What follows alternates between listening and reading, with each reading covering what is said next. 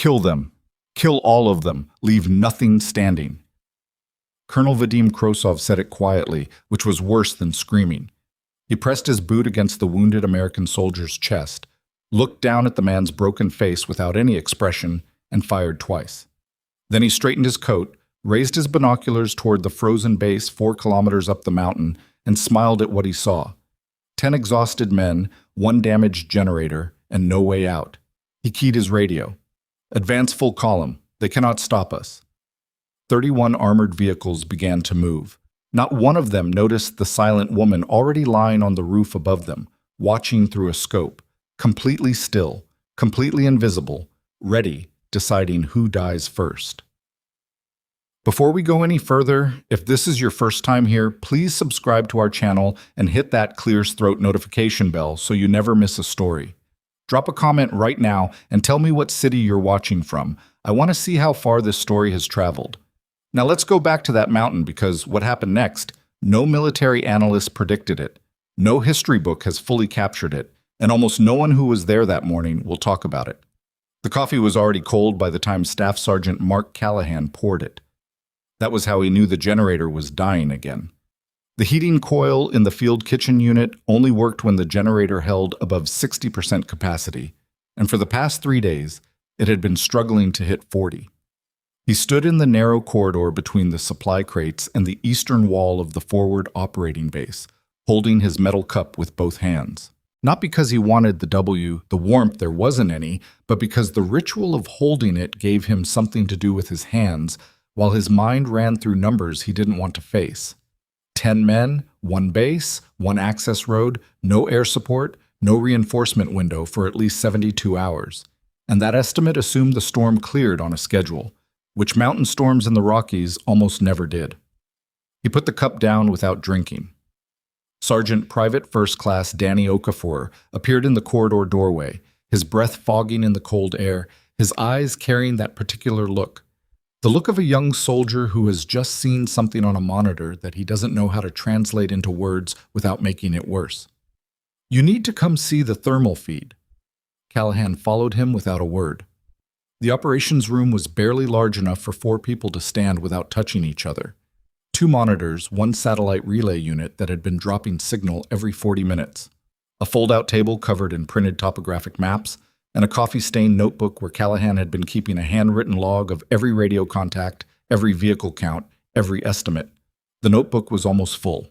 He hadn't started a second one because some part of him, the part that had survived 3 deployments and knew how to read a situation, understood that he might not need one. Private Torres was at the thermal monitor. She stepped aside without being asked. The image was grainy, disrupted by the storm interference, but clear enough. The road that wound up the eastern face of the mountain, the only road, the single artery connecting this base to anything resembling civilization or rescue, was no longer empty. It was moving. "How many vehicles?" Callahan asked. "Confirmed count is 31, Torres said. "But the signal keeps dropping. There could be more behind the Arge line. Infantry, walking escort on both flanks, maybe 80 personnel on foot, maybe more." Callahan stood still for a moment. He pressed one hand flat against the table and looked at the moving shapes on the screen and did the math that soldiers learn to do instinctively, the math of survival, of time of odds, and came to the same answer he had been coming to for 3 days, only now with a deadline attached to it. "Wake everyone up," he said, full kit. "I want every man on a defensive position in 15 minutes. "Even Carter?" Buckford asked. There was a pause. It wasn't a long pause, but it was noticeable. The kind of pause that happens when someone mentions a name that the room has collectively, almost without deciding to filed under a separate category from everyone else. "Yes," Callahan said, "even Carter." Corporal Emily Carter had arrived at the base 8 days ago on the last resupply helicopter before the storm closed in. The transfer paperwork had come through the standard channels unit rotation medical assignment. Nothing unusual. She was listed as a field medic, combat trained, 2 years of service. The paperwork was clean. Her conduct was clean. She followed every order completed. Every task raised no complaints and caused no friction. She also almost never spoke. In 8 days, Callahan could count on one hand the number of full sentences he had heard her say that weren't directly related to a medical procedure. She had treated a laceration on Private Rehea's forearm on her second day, a case of mild frostbite on Aquafor's left foot on her fifth, and a stress fracture evaluation for Sergeant Dolan on her seventh. Each time she had been efficient, precise, and almost entirely silent, asking only the questions necessary to complete the treatment and offering no conversation beyond that. She ate her meals alone, usually at the far end of the table facing the wall, which everyone initially found odd and then stopped noticing. She slept on the top bunk in the corner of the women's quarters, a space currently occupied only by herself and Private First Class Ava Reynolds, and she kept her personal equipment locker shut with a combination lock that none of the standard military padlock codes would open. Reynolds had tried once, not out of malice, just curiosity. She'd gone through the standard 4 combinations that every issued military lock was supposed to respond to, and all 4 had failed, and she told Okafor about it. And Okafor had shrugged and said probably just a different unit's coding, and that was the end of it. What no one had tried to figure out was the long case. Emily Carter owned exactly one piece of personal equipment that was not standard medic issue. It was a hard shell carrying case, roughly 130 centimeters long, matte black with reinforced corners and a custom closure system that was definitely not military standard. She had carried it onto the helicopter herself. She had carried it off the helicopter herself. It had never been checked at entry. The sergeant who had processed her arrival had looked at the paperwork, looked at her medic designation, and waved her through. And it now lived under her bunk, partially hidden by the overhang of the mattress above. Torres had asked about it once directly. She'd waited until Carter was in the medical bay doing an inventory check and then knocked on the door of the quarters and said, "Hey Carter, what's in the long case?" Carter had looked at her for a moment, not coldly, not with hostility, just with the same even patient expression she wore almost constantly, as if the question were something she was processing rather than something she intended to deflect. "Medical equipment," she had said, "specialized for fuel conditions." Torres had nodded and left. Later, she told Reynolds that she'd accepted the answer in the moment, but wasn't entirely sure why, because now that she thought about it, no standard medical kit she had ever encountered came in a hard shell case 130 centimeters long. But there was something about Carter that made people stop asking, not intimidation, clears throat, not aggression, something quieter and more difficult to define, a quality of stillness that somehow made questions feel unnecessary, as if the act of asking them was the disruption, and the silence was the natural state. "She's strange," Reynolds had said. "She's fine," Torres had replied. "She's just quiet." On the morning the enemy column began to move, Callahan sent Aquafor to wake Carter specifically because he knew not from any concrete evidence, but from that same soldier's instinct that had been running quiet calculations in the background of his mind all week, that she was the only person in this base whose behavior he could not predict. And unpredictable people in his experience needed to be accounted for. Okafor knocked on the quarters door at 0440 hours. No answer. He knocked again. He opened the door. Reynolds was awake, sitting up in her bunk, already pulling on her boots. She looked at the empty bunk across from her, the top one, the one with the slightly flattened pillow and the perfectly folded thermal blanket, and she said very quietly, "She's already gone." Okafor stared at the empty bunk, then at the space under it. The long case was gone. "When?" He said, "I don't know. I woke up 5 minutes ago. She was already gone." He went to find Callahan. Callahan's first reaction was controlled. His second reaction, the one he didn't let anyone see, was something closer to cold fear. Not because Emily Carter had left the building. A soldier leaving their quarters before a call was unusual but not unheard of. His fear was more specific than that. It was connected to a set of observations he had been making for 8 days and had not yet organized into a coherent picture. And now, with the enemy column 3 kilometers down the road in a 130-centimeter case unaccounted for, the picture was assembling itself very rapidly. "Where's Dolan?" he said, eastern wall. Okafor said, "Tell him to sweep the exterior all rooftops. All elevated positions." He paused quietly. Okafor blinked. "You think she's on a roof?" Callahan looked at him. "I think she's been looking at the rooftops since the day she arrived." "Yes, I think she's on a roof." Okafor left.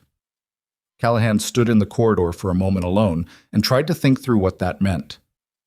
A medic with a non-standard long case and a habit of studying elevated terrain had slipped out of a secured base in the middle of the night during a snowstorm without telling anyone. Those facts assembled in that order pointed to a very specific kind of person, and that specific kind of person was not, he was nearly certain actually, a medic.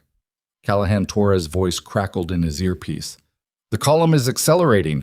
Lead vehicle is approximately 4 kilometers out. Estimated contact in, we think, 20-25 minutes, depending on road conditions. Copy. He said he walked to his position. He gave his orders to the 8 remaining soldiers and clipped clear sentences. He told them to hold their positions, conserve ammunition, wait for his signal before opening fire.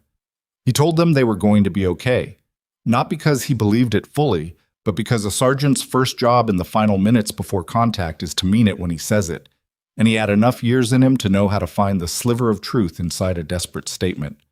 They were going to need a miracle. Snorts. He didn't know that the miracle was already lying face down in the snow, approximately 400 meters to his north on the roof of an abandoned storage facility inside a ghillie layer constructed from white thermal matting and shredded storm netting that made her to any visual scan or thermal imaging with standard military resolution look like nothing more than an irregular patch of snow. Emily Carter lay completely still. She had been lying there for 2 hours and 17 minutes. The cold had long since moved past discomfort into a kind of deep structural pressure that occupied every part of her body, but did not affect her hands. Her hands were warm. She had been taught in conditions, and by instructors whose names she was not cleared to mention, that when everything else is freezing, your hands stay warm because your hands are the instrument, and the instrument does not fail. She had already ranged the target zone twice. The primary engagement quarter, the section of mountain road where the column would slow due to the tight curve at kilometer marker 2, was 3,240 meters from her current position. That was the number she had calculated on her first morning at the base, standing at what appeared to be the eastern observation window and looking at the road through binoculars in a casual, almost distracted way that made it look like she was simply watching the scenery. She had not been watching the scenery. She had been building the shot in her mind. Every shot for Emily Carter was built long before the rifle came out. The rifle was just the last step. Everything before it, the wind mapping, the elevation calculation, the atmospheric density adjustment, the study of the target's movement patterns, and leadership behavior. That was the actual work. And she had been doing that work for 8 days. But right now, in this moment, she was not thinking about numbers. She was waiting. Waiting was something that most people misunderstood. They thought of it as empty time, a gap between the decision and the action. Emily had been trained to understand waiting as active, not passive. Waiting was a form of listening. You listened to the wind, which, in the mountains, changed its direction and speed in small rhythmic cycles that you learned to read like a language after enough time outdoors. You listened to the temperature, which affected the bullet's density and drag in ways that your scope's ballistic calculator could partially compensate for but never fully anticipate. You listened to your own body, your breathing, your heartbeat, the tension in your jaw and your shoulders, and you adjusted each element the way a musician tunes an instrument before a performance. She had been doing this for so long that it no longer felt like effort. It felt like breathing. She heard distantly the sound of the lead vehicle's engine dropping to a lower gear as it hit the incline before the curve. She heard the mechanical compression of armored tracks on frozen gravel road. She heard through the muffled white silence of the storm the sound of an army that believed itself invisible moving into position. They were not invisible. She had them all. In the base below, Private Reynolds was at her firing position behind the eastern sandbag stack. Her rifle pointed at the approach road, her jaw set tight, her hands steadier than she felt. She had done the math herself, the same math Callahan had done, and she had come to the same conclusions. She was 19 years old and she had joined the army to pay for nursing school, and she had never expected to be at a base in the Rockies in a blizzard, waiting for 31 armored vehicles to come up the road. She thought about her mother. She thought about her younger brother. She thought briefly and with something that was not quite bitterness and not quite peace about all the things she had not yet done. Then she thought about Emily Carter's empty bunk. She couldn't explain why that particular image, the flat, neat, empty space where the quiet medic had been sleeping, and the absence of the long case studied something inside her, but it did. It was like finding a detail in a nightmare that didn't quite fit a thing that reminded you the situation was not as entirely known and sealed as it seemed. She didn't know what Carter was. She didn't know what the case was. She didn't know where Carter had gone, or what she was doing, or whether any of it was going to matter. But something about Carter's gone told her the story wasn't over yet. Vehicle count update. Torres's voice was tight in the earpiece. Lead vehicle confirmed at 1.8 kilometers. They're not slowing down. All positions hold. Callahan said Reynolds pulled her gloves a fraction tighter. Okafor, 2 positions to her left, exhaled very slowly. Sergeant Dolan at the northern wall could feel his pulse in his temples. None of them knew that above them, 400 meters north, the silent woman in the snow had found the lead commander in her scope. Colonel Vadim Krasov stood upright in the hatch of Vehicle 1, binoculars raised surveying what he believed was a defeated enemy's final position. He was 53 years old. He had been doing this for 30 years. He had fought in 3 different conflict zones and had once survived an ambush that killed 11 of his colleagues by crawling under a burning vehicle and remaining motionless for 4 hours. He knew what a hopeless position looked like. He knew what defeated soldiers looked like, and what he saw through his binoculars was exactly that: a small damaged base, a handful of desperate men, and no meaningful resistance between his column and the objective. He lowered the binoculars and said something to his radio operator. They both laughed. 4 kilometers above the tree line, the wind shifted briefly, barely a 2-second window of stillness in the otherwise constant cross-Surin that had been complicating Emily's calculations all morning. 2 seconds of still air, atmospheric pressure noted, temperature adjusted, wind hold 0, elevation correction applied. She did not rush. She had waited 2 hours and 17 minutes for this window. She had spent 8 days building to this moment. She let her heart beat slow to the gap between one breath and the next, the quiet space where the body is neither inhaling nor exhaling, where the muscles hold their own weight without effort, where everything unnecessary goes still. She found the gap. She took it. The shot left the barrel at a velocity that made the air tear in a way that no one within 600 meters of her would hear. The suppressor on the rifle was custom-built to reduce the acoustic signature to something indistinguishable from the wind. At this elevation, the bullet traveled at a speed that made the term travel almost inaccurate. It was more like the bullet existed at point A and then existed at point B. And the time between those 2 existences was so small that by the time the physics of it were complete, everything had already changed. Colonel Vadamasov dropped without a sound. Not a dramatic fall. Not the way soldiers fall in films with full body impact and final gestures. He simply ceased to stand upright.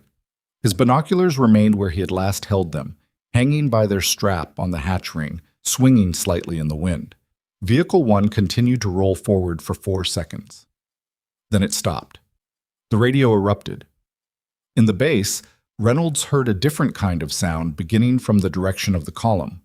Not the sound of advancing attack, which has a particular mechanical confidence to it, but the sound of sudden, unexpected halt, braking, shouting, the audio signature of confusion. She looked at Torres. Torres was already looking at the thermal feed with an expression Reynolds had never seen on her face before. A mixture of shock and something that was almost not quite hope. Lead vehicle has stopped, Torres said barely above a whisper. Sergeant, the lead vehicle has stopped. Callahan was at her side in 3 steps. He looked at the monitor. The column had compressed. The lead vehicle was stationary. Behind it, the second and third vehicles had slowed and were now stacking up on the narrow road, unable to pass, unable to retreat without reversing into the vehicles behind them. The infantry escorts on the flanks had stopped moving.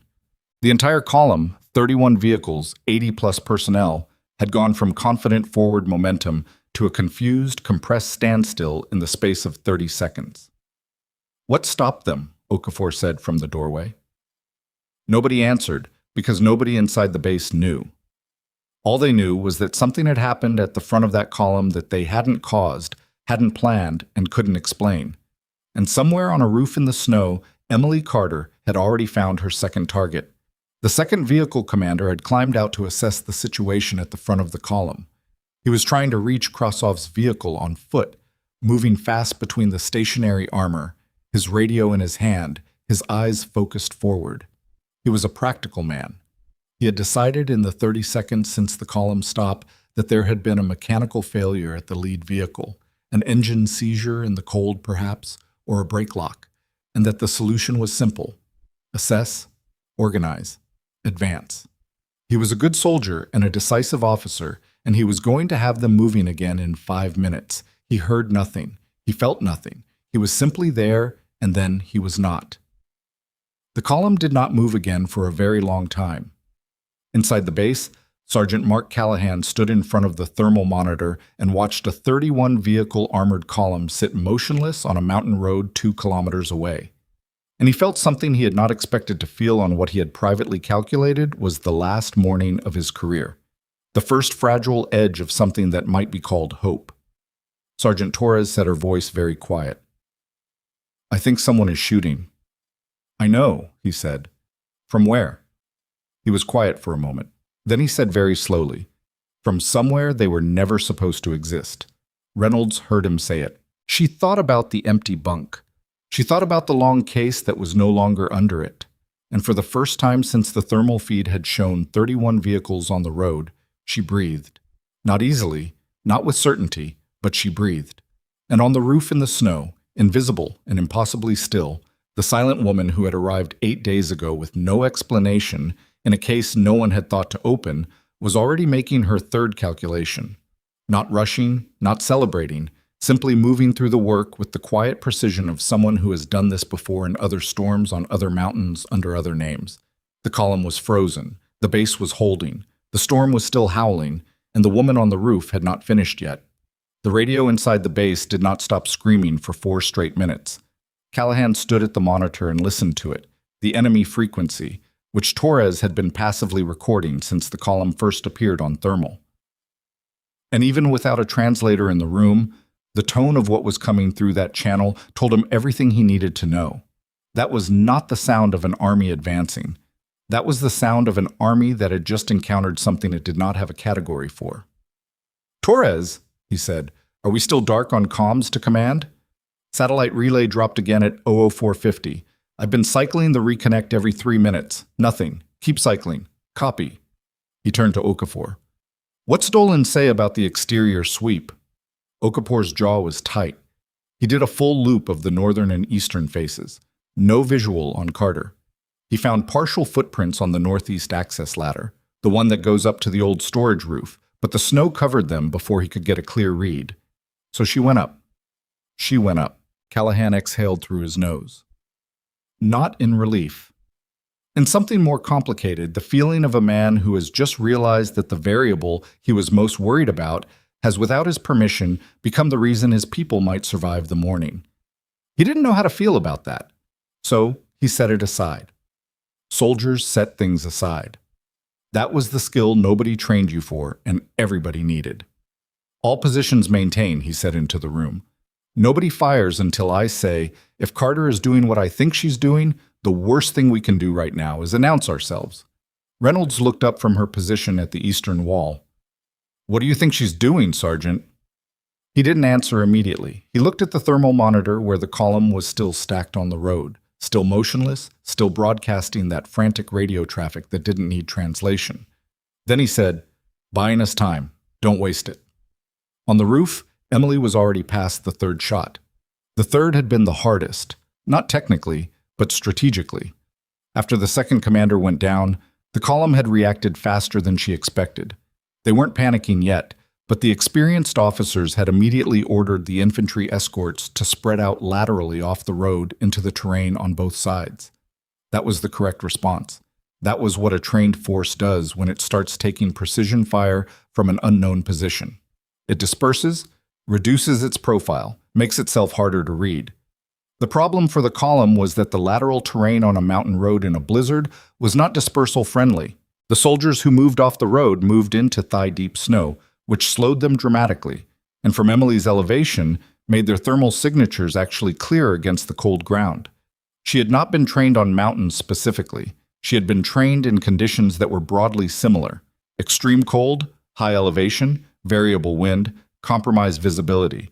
And then she had spent 4 years refining everything she'd learned in situations that were never going to appear in any training manual because the training manual would have required a classification level that most of the people who approved training manuals didn't hold.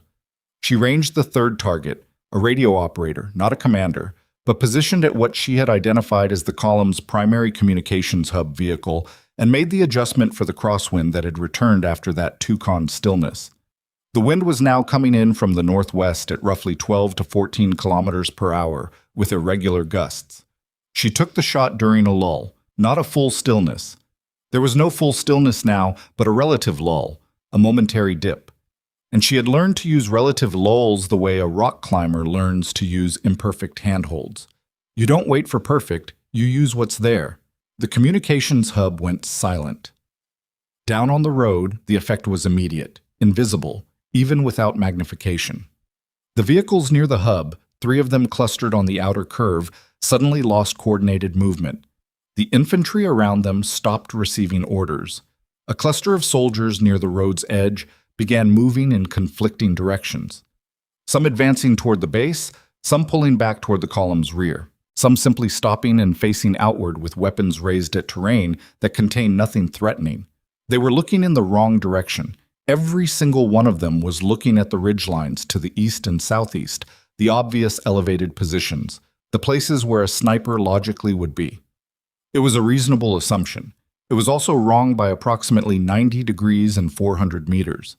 Emily watched them searching. She watched them pointing.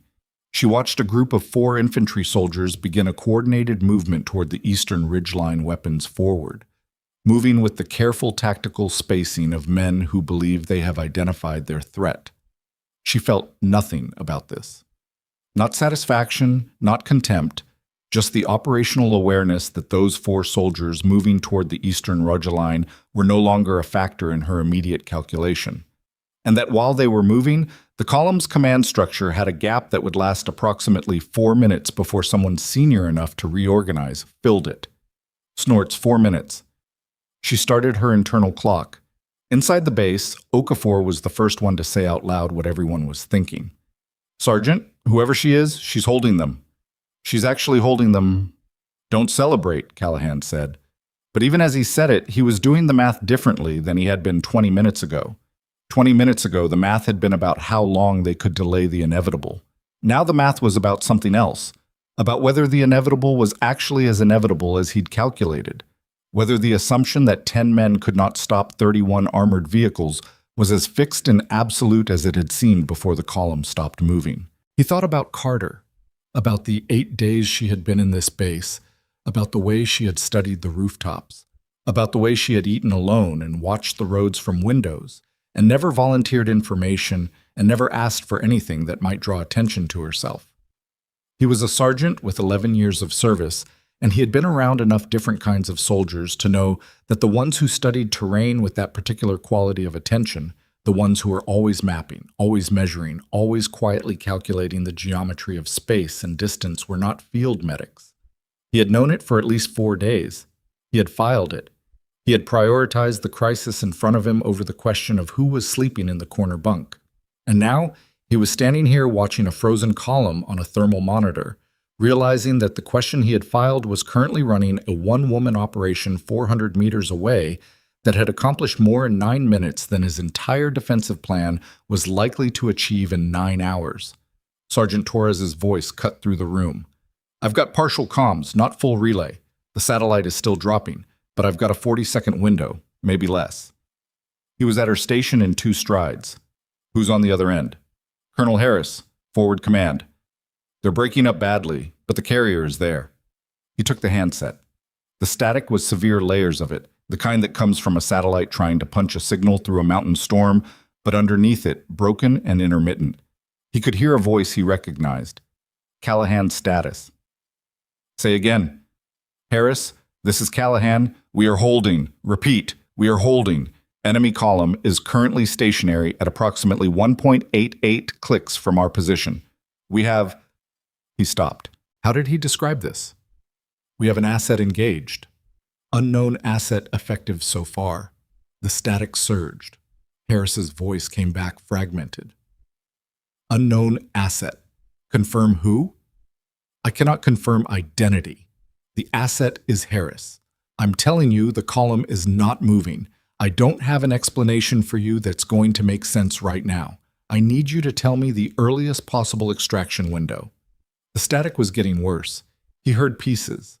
Storm System 48 cannot guarantee. Say again, 48 hours. Earliest hold your position. Do not repeat. The carrier dropped. The room was very quiet for a moment. 48 hours, Okafor said from the doorway because he had been listening. That's what I heard, Callahan said. Nobody said anything else for a few seconds. 48 hours was a number that required recalculation. It meant Carter, whoever Carter actually was, needed to hold the column, not for an hour, not for a morning, but for 2 full days.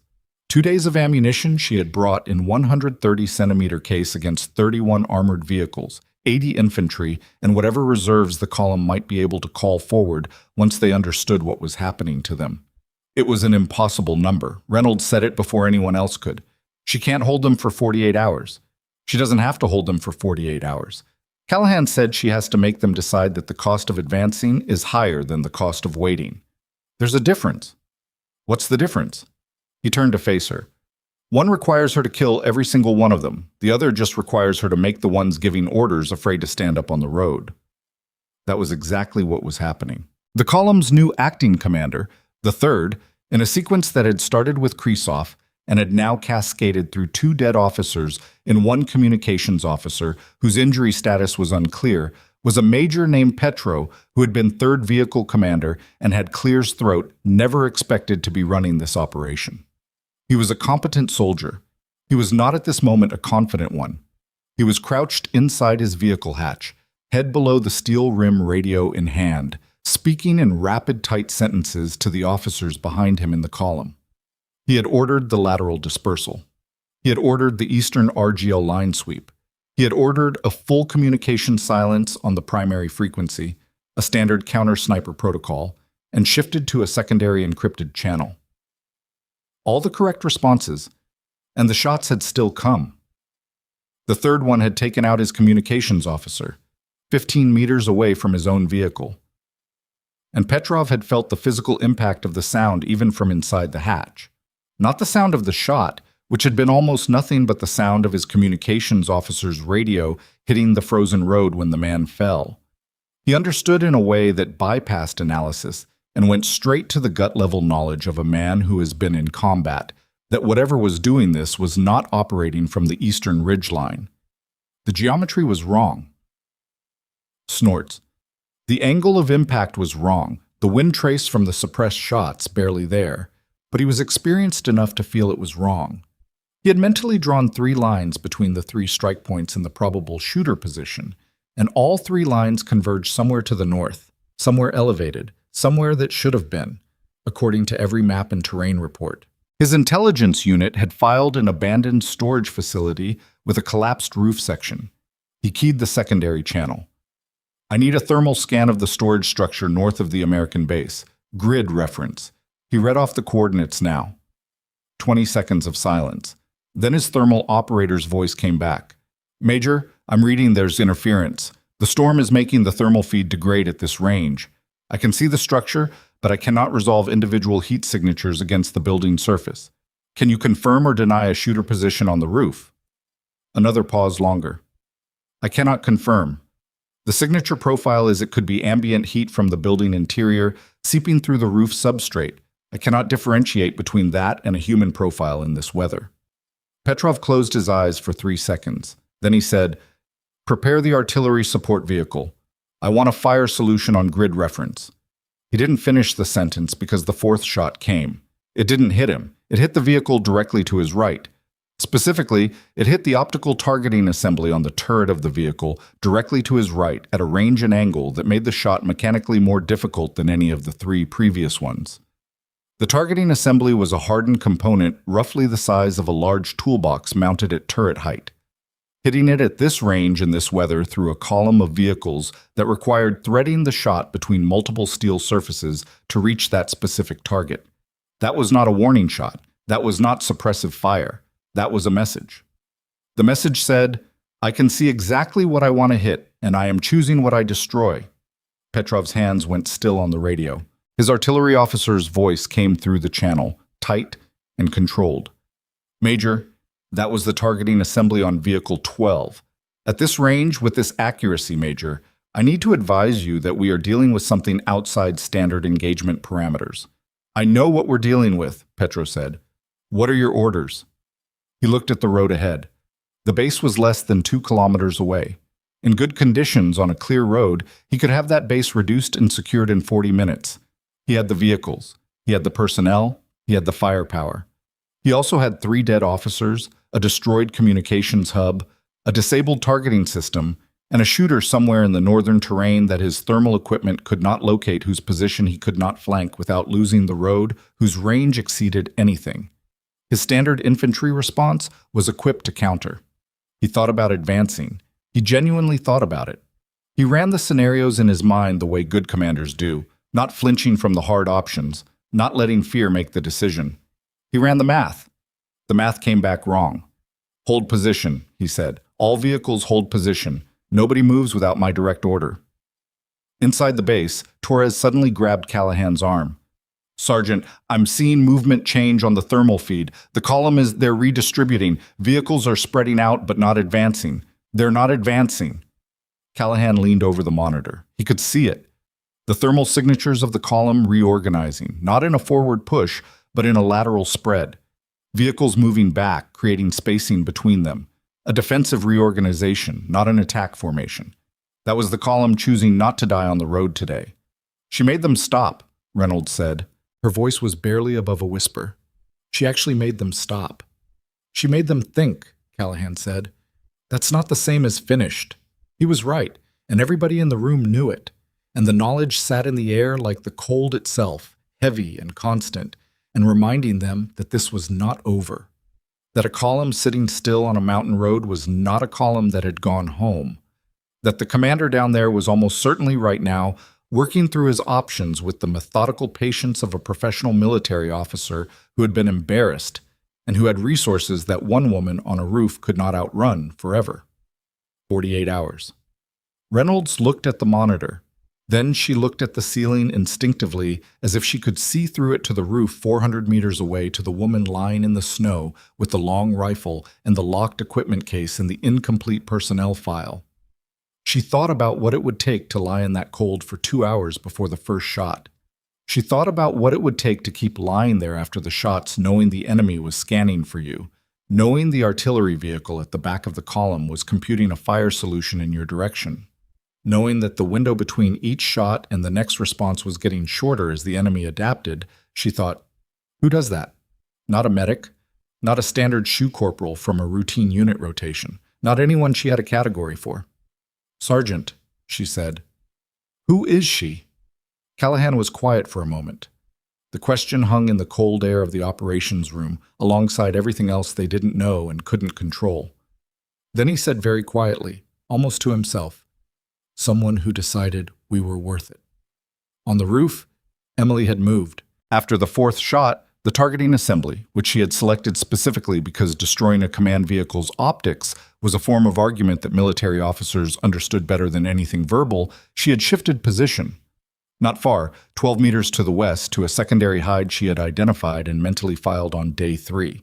It was a tighter space, partially covered by a collapsed ventilation housing that provided an irregular thermal shield, and it gave her a slightly different angle on the road. She settled in. She began her new range calculations from scratch because a 12-meter position shift at 3,000 meters of engagement range required fresh numbers. She did this the way she did everything methodically, without urgency, without the internal noise that might cause someone less trained to rush.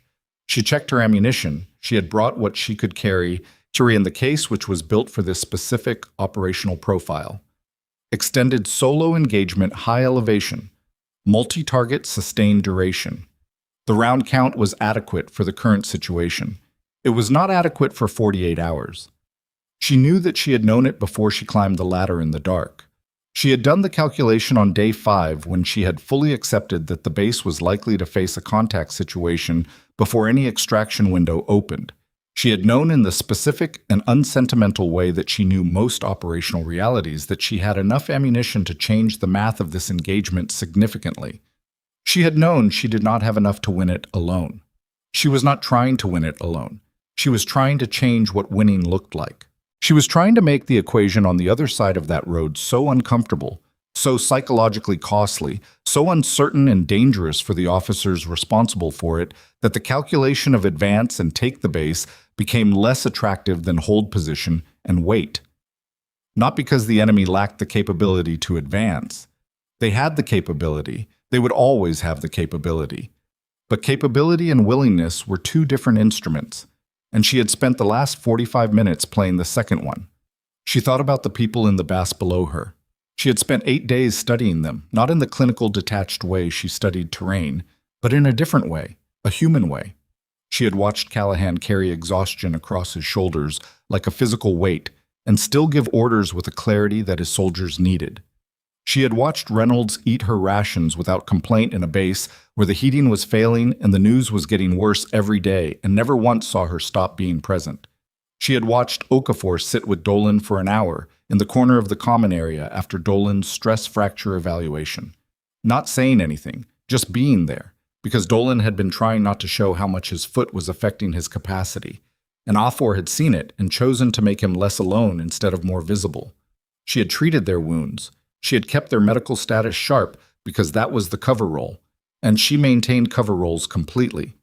But she had also, in the quiet hours of 8 long days in a frozen base with nowhere to go, in a storm closing in, become something she had not expected to become. She had become attached. That was the word she had been avoiding for 3 days. Attachment was a liability in her operational history.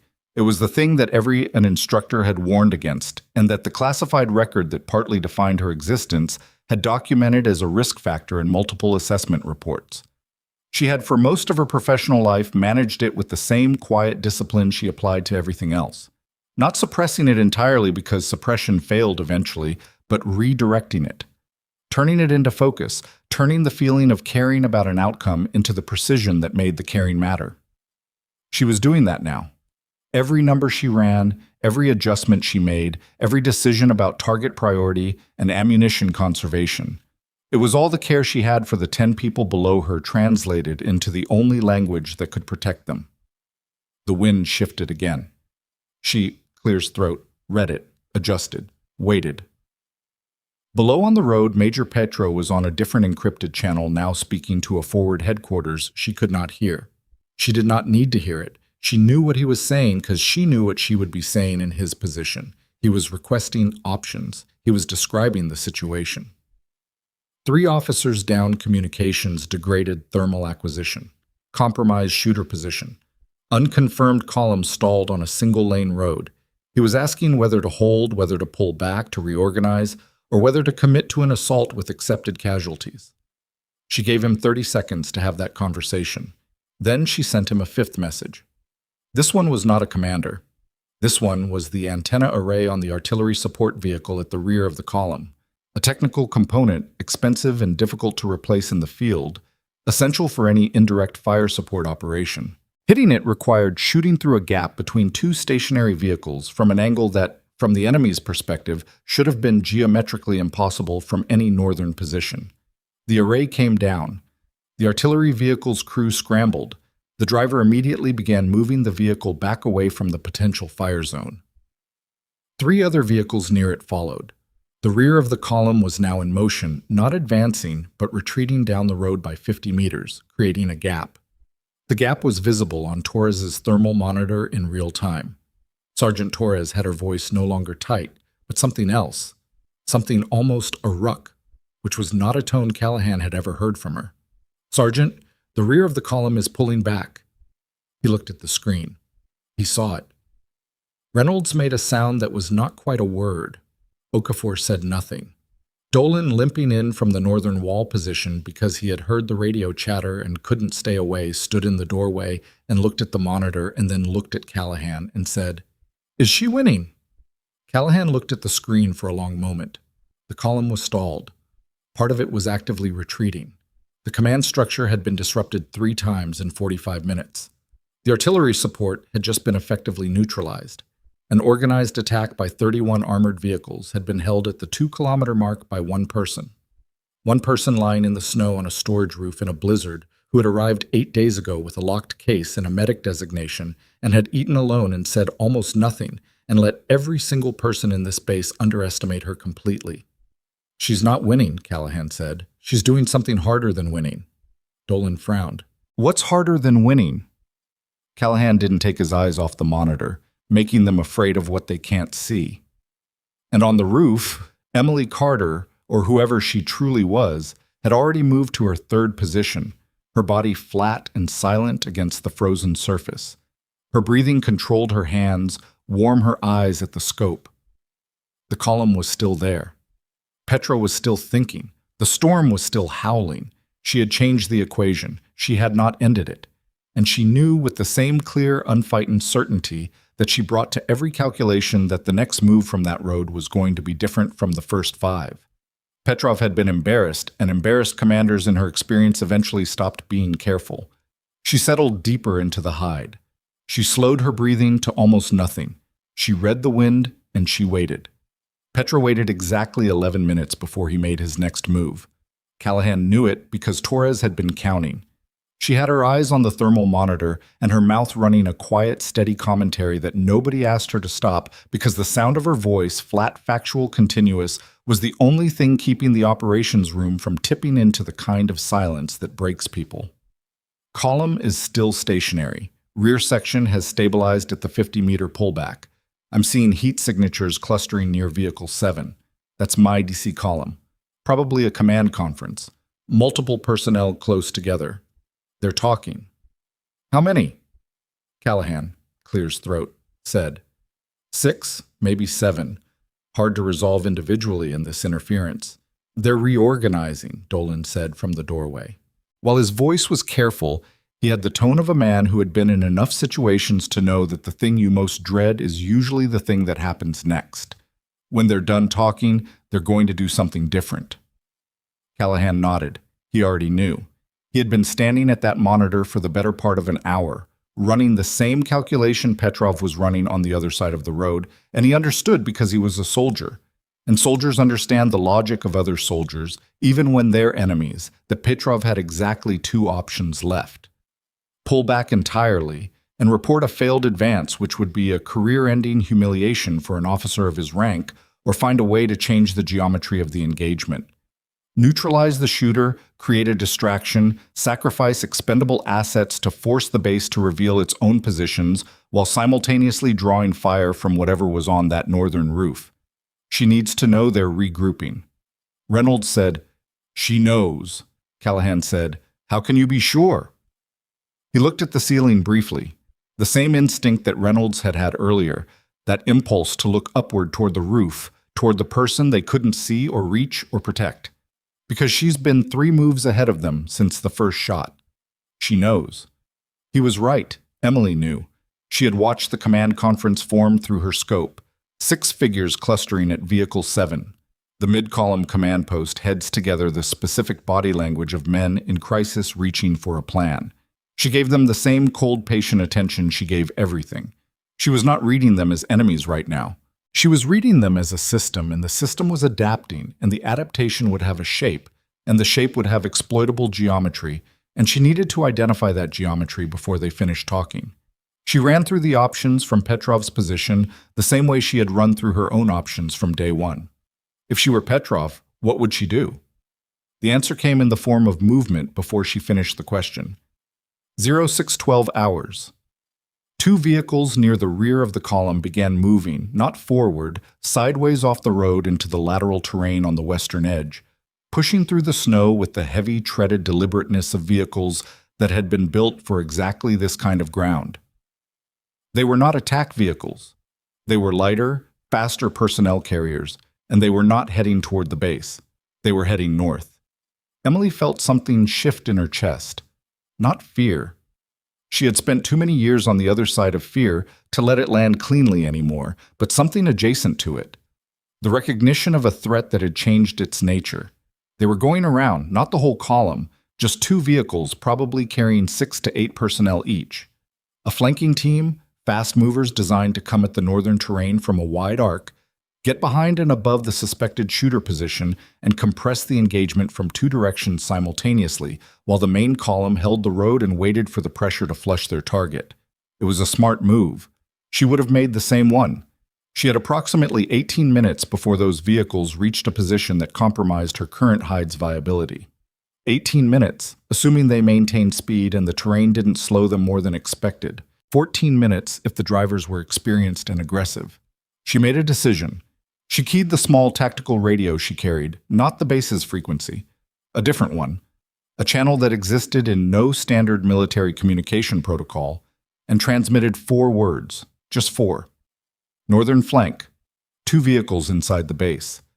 The radio on Taurus's secondary receiver, a unit Callahan hadn't known was on a different channel, crackled with a voice he had never heard transmit before.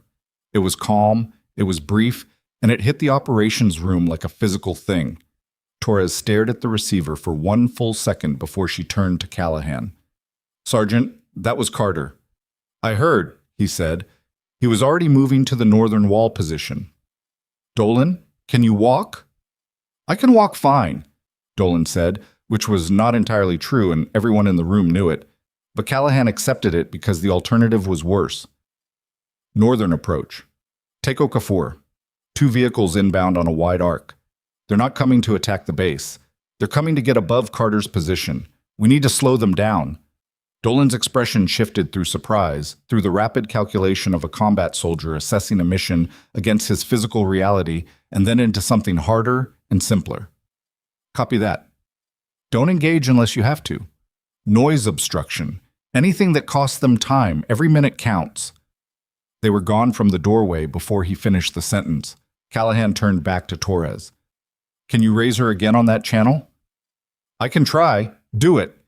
Torres keyed the secondary receiver. "Carter, this is base. We heard you. 2 personnel moving to the northern approach to intercept. Copy." 6 seconds of silence, then copy. "Tell them to stay low. The flankers will have thermal." Torres related immediately. Callahan stood very still and thought about what it meant that Emily Carter had a radio on a non-standard frequency that she had never mentioned and had never used until this moment. Until the precise moment when the tactical situation required coordination rather than solo operation. He thought about the locked equipment case. He thought about the classified personnel file. He thought about all the questions he had not asked, and now understood he had been right not to push. Some people carried their whole biography in a locket case under their bunk, and some of those people were exactly where they needed to be. "Wait," he said. "Sergeant, you stay on the eastern wall. Nobody comes through that road without you seeing them first. If the main column moves any movement, any vehicle, any single soldier on foot, you tell me immediately." "Copy." "And Reynolds," she looked at him. "She's not alone up there. Remember that." Reynolds held his gaze for a moment. Then she turned back to her position. On the western arc, the 2 flanking vehicles were moving faster than Emily's initial estimate, which told her the drivers were both experienced and motivated. She adjusted her timeline down to 12 minutes. Then 90 seconds later, as she tracked their heat signatures through a gap in the thermal interference, she revised it again. 10 minutes, she had to move. Now, the third hide position she had prepared was further east along the roof, closer to the base's sight lines, which was a risk she had evaluated and accepted on day 4 when she was building the contingency plan. The third position sacrificed some of her cover depth on the northern approach in exchange for a wider angular engagement corridor on the road. It was a trade. All of this was trade. Every decision in an extended engagement was a trade between what you protected and what you sacrificed. And the skill was knowing which things you could afford to lose. She moved in a controlled low crawl, her body flat against the roof surface, her equipment secured against rattling by the same careful packing discipline she had applied since before the operation began. She covered 14 meters in 90 seconds. She was not silent. She was quieter than the storm, which was all she needed, and she settled into the third position and began her recalibration. New range to primary road engagement at corridor 3,270 meters. New windrad northwest 12 kilometers per hour, gusting to 17. New thermal differential. The storm was intensifying slightly, which would increase target acquisition difficulty for the enemy's equipment and slightly increase bullet drift for hers. She adjusted the scope's ballistic compensator by 4 clicks. She confirmed the adjustment by dry working the calculation twice. 12 minutes had become 8. Dolan and Afor were moving through the base's northern exterior access by the time Emily reached her 3rd position, and Afor immediately understood what Callahan had meant about staying low. The 2 flanking vehicles were visible from the northern ground level, not as shapes, not in this storm, in this darkness, but as sound and vibration, the unmistakable mechanical groan of armored vehicles pushing through terrain that didn't want them. They were close enough that Aquafor could feel the ground tremor faintly through his boots. "How do we slow armored vehicles without anti-armor equipment?" he said to Dolan. Dolan was already looking at the terrain, at the frozen drainage channel that ran along the northern perimeter, at the concrete access barrier stacked near the supply shed, at the gap between the equipment storage structure and the fuel depot wall, a gap narrow enough that a vehicle would have to slow to a near stop to navigate it, if a vehicle could navigate it at all. "We don't fight the vehicles," Dolan said. "We fight the road." What they did in the next 4 minutes was not elegant, and it was not exactly safe, but it was effective in the way that desperate improvisation sometimes is. Not because it was clever, but because it was committed. They moved 3 of the concrete access barriers into the most constraining point of the northern approach corridor, using the small equipment sled from the supply shed. The barriers each weighed close to 200 kilograms, and the sled was not designed for this purpose, and Dolan's stress-fractured foot screamed at him every time he put weight on it. He did not stop. Okafor pushed from one end, Dolan pulled from the other, and neither of them talked about the thermal imaging units on the approaching vehicles, or the fact that if those vehicles decided to simply run the barriers rather than stop to clear them, the entire effort would be meaningless. But the barrier placement worked on a principle that had nothing to do with stopping the vehicles and everything to do with forcing a pause. Armored vehicle drivers in unknown terrain do not automatically run unexpected obstacles. They stop. They assess. They radio their commander. They wait for an order. And every second they were stopped assessing a blocked corridor was a second Emily had. The lead flanking vehicle reached the obstacle at 0624 hours and stopped. Okafor and Dolan were already back inside the northern access door, breathing hard when they heard it stop. They looked at each other in the narrow corridor. "That bought her maybe 4 minutes, Okafor said. "Then let's hope 4 minutes is enough." Dolan said it was not 4 minutes. The flanking vehicle's crew cleared the first barrier in 3 minutes and 20 seconds, which told Emily they were fast and coordinated. But 3 minutes and 20 seconds at this stage of the engagement was not nothing. She had used it. She had used it to take 2 more shots. The 6th and 7th shots were not commander eliminations. They were calculated equipment strikes, one targeting the forward sensor array on Vehicle 4, the other hitting the external fuel transfer coupling on Vehicle 9. Clears throat. Neither shot killed anyone. Both shots were visible to the entire column in their effect. A sensor array that simply dies. A fuel coupling that begins venting steam into the frozen air in a way that requires immediate crew response. 2 more systems degraded. 2 more crews distracted. 2 more pieces of the column's operational confidence quietly, precisely removed. Petro heard the reports of both strikes within 90 seconds of each other. And in his vehicle, he said nothing for a long moment. He had been a soldier for 26 years. He had studied long-range precision engagement in 3 different military MEs. He understood at a technical level what kind of capability was being deployed against him right now, and the understanding did not comfort him. He keyed the flanking team. Status on the northern approach. Obstacle cleared. We are moving again. Estimated time to elevation 6 minutes. Move faster. Copy. He set the radio down and looked at the road ahead. His column had been stationary for 53 minutes. He had lost 3 officers, 2 communication systems, a targeting array, a fuel coupling, and a forward sensor unit. He had not lost a single vehicle to total destruction and had not taken a single confirmed infantry casualty from direct fire. The shooter, whatever it was not trying to maximize casualties. It was trying to maximize disruption. It was trying to make his column feel incompetent and exposed and afraid without pushing the engagement to the point where pure military mass would override psychological pressure. That understanding made him colder than the storm because it meant whoever was on that roof was not panicking, was not running low on patience or composure, was making deliberate choices about what to destroy and what to leave intact, which meant they were managing a strategic outcome, not just fighting for survival. He thought about the 10 men in the base. He thought about the medic transfer paperwork his intelligence unit had flagged 3 days ago. A minor anomaly incomplete, personnel records. A unit designation that didn't quite match the standard rotation cycle. He had flagged it and moved on because the overall picture had seemed clear. A small, under-resourced American unit in a bad position. No meaningful resistance capability. The anomaly had seemed irrelevant. He thought about it now with the specific, focused regret of a man who understands exactly where he made his mistake. "Command," he said into the primary encrypted channel, the one that connected him to forward headquarters 200 kilometers away. "This is Petrov. I need to update the threat assessment for this engagement."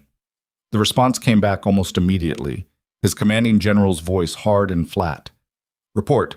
We are dealing with a precision long-range asset embedded within or adjacent to the American forward position. Capability level is inconsistent with a standard forward unit profile. I am requesting intelligence review of all personnel transferred to that base in the past 30 days, with specific focus on non-standard equipment manifests and incomplete record flags." A pause on the other end. "You're telling me one shooter stopped your entire column?" Petrov kept his voice controlled. "I'm telling you this asset is operating at a level that changes the engagement calculus significantly. I recommend we treat this as a high V-value operator and respond accordingly rather than committing column assets to a road advance under active precision fire." Another pause longer. "How long has the column been stationary?" 56 minutes. The silence that followed was the kind that carries its own weight. "Then you have 1 hour to resolve this, Petrov. 1 hour after that, I am sending additional assets, and the conversation about what happened on this road becomes significantly more unpleasant for your career." The channel closed. Petro sat with the radio in his hand and the storm howling against his vehicle's hull, and the knowledge that his flanking team was 6 minutes away from the position he believed the shooter occupied, and he ran the numbers one more time. 1 hour inside the base. Torres suddenly said, "Sergeant, I've got something on the secondary channel." Callahan was at her station before she finished the sentence. The transmission was fragmented.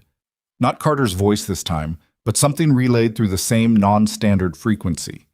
2 words partially degraded by the storm interference, but clear enough. "Flankers, 3 minutes.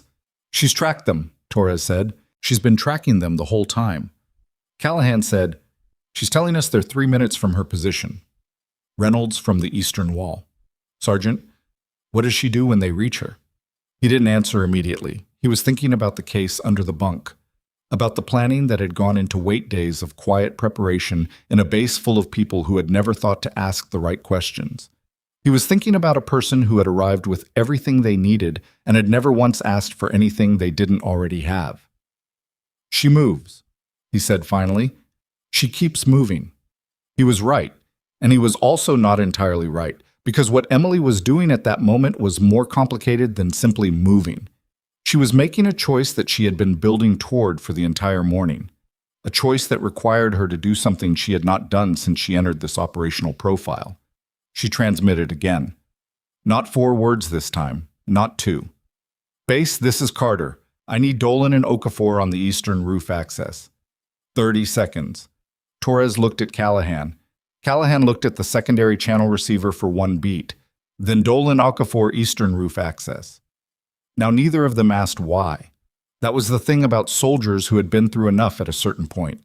The why became secondary to the move. They went. They were at the eastern roof access ladder, the same one that had shown Carter's covered footprints earlier that morning in 25 seconds. Okafor went up first. The roof surface was brutal in the storm, the wind hitting him full in the face the moment his head cleared the access hatch. He pulled himself up and looked east. Emily Carter was crossing the roof toward him. She was moving in a low, fast crawl that covered ground with an efficiency that made it look almost effortless. Her body close to the surface, her equipment secured against her, and she was moving toward the eastern access without looking back. Behind her to the north, Okafor could hear faintly through the storm the sound of vehicles. The flanking team closed now. Very close. She reached the hatch. She went down the ladder without a word. Dolan stepped back to let her through. Okafor came down behind her and pulled the hatch shut. They were standing in the narrow service corridor below the roof access. Emily was already checking her equipment with the rapid, systematic efficiency of someone running a post-position procedure they had done many times before. Her face was unreadable. Her hands were steady. Dolan looked at her. He was a big man with a broken foot and a careful way of speaking that came from years of making sure he didn't say anything that would have to be walked back. "Are you hurt?" he said. "No," she said. "The flankers, how close?" "They'll reach the north roof in about 90 seconds. They won't find anything that tells them where I went. How can you be sure?" She looked at him with that even patient expression that everyone in the base had stopped trying to read past. "Because I planned for this on day 3. Okafor made a sound. Not a laugh, not quite, but the involuntary exhale of someone whose nervous system has been running on adrenaline for the past hour and has just heard something that simultaneously confirmed everything and explained nothing. They moved through the service corridor toward the operations room. Emily walked without hurrying, but without pausing, and Okafor had the distinct sensation of moving in the wake of something that had already decided what happened next. Callahan met them at the operations room door. He looked at Carter for a moment, at her thermal gear, at the light film of snow still on her shoulders, at the case she carried in her left hand with the same undemonstrative care she had carried it with since the day she arrived, and he said nothing for about 3 seconds. "Then you need water and I need a status." She set the case down against the wall. "Column is still stationary. Their flankers will confirm the northern roof was occupied, but will not find my position. Petro will have the report in about 4 minutes, and he'll know the shooter has moved. He won't know where." "That buys us what?" 30 minutes of uncertainty on their side. Maybe more. Petrov is under time pressure from his command. I heard enough of his channel transmission to know he has a deadline. Time pressure and uncertainty together produce mistakes. Callahan studied her, and after 30 minutes, he makes a move. "I make sure it costs more than he can afford." She paused. "But I need to know the resupply status for the secondary hide. Is the northeast equipment shed accessible from the interior corridor?" He blinked. "You staged equipment in the northeast shed." "Day 5, she said.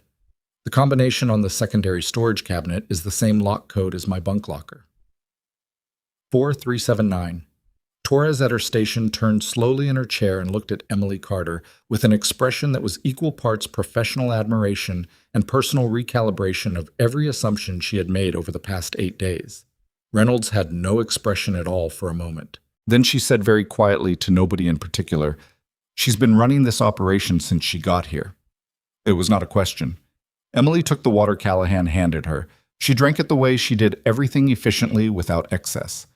Then she looked at the thermal monitor where Petro's column was still holding on the road, and she said, "How long until the satellite window opens again?" Torres checked her cycling timer. "Estimated 14 minutes to next connection attempt. When it opens, tell command we need the enemy's personnel roster for this column cross-referenced against any intelligence flags on high V-value targets. If there's someone in that column worth more than a ground advance, knowing who they are changes my targeting priority." Callahan looked at her. "You're changing your strategy." "I was always going to change my strategy at this point." She said, "The first phase was disruption. This is the second phase." "What's the second phase?" She looked at him with the same level, unreadable patience she had been carrying since the day she arrived. And for the first time, Callahan saw something underneath it. Not coldness, not calculation, but something more human and more serious. The look of a person who carries the weight of outcomes on their body like a physical load and has learned to carry it without letting it show. "The second phase," she said, "is making sure they go home." On the road, the flanking team's report reached Petrov at 0641 hours.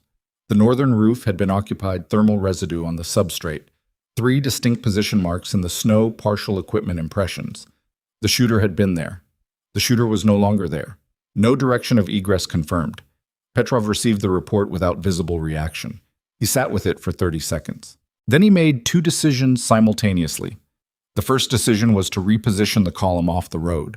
a partial dispersion into the lateral terrain that would reduce their profile and make them less vulnerable to sequential targeting. It was an overdue move. He had resisted it because repositioning a column of 31 vehicles in blizzard conditions on a mountain was slow and potentially chaotic, and he hadn't wanted to show that level of defensive behavior in his report. He no longer cared about his report. The second decision was to call in a request he had been reluctant to make. He keyed the command channel. "This is Petro. I am requesting deployment of the aerial reconnaissance asset. Authorization priority. I need eyes on the American base and all adjacent structures immediately."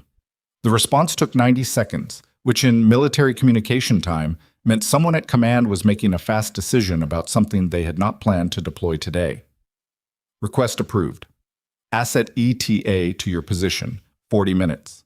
Petrov allowed himself one moment of something that wasn't quite relief. Copy that. He set the radio down. In 40 minutes, he would have an aerial reconnaissance drone above the American position with thermal imaging resolution that clears throat, made his ground-based equipment look like a child's toy.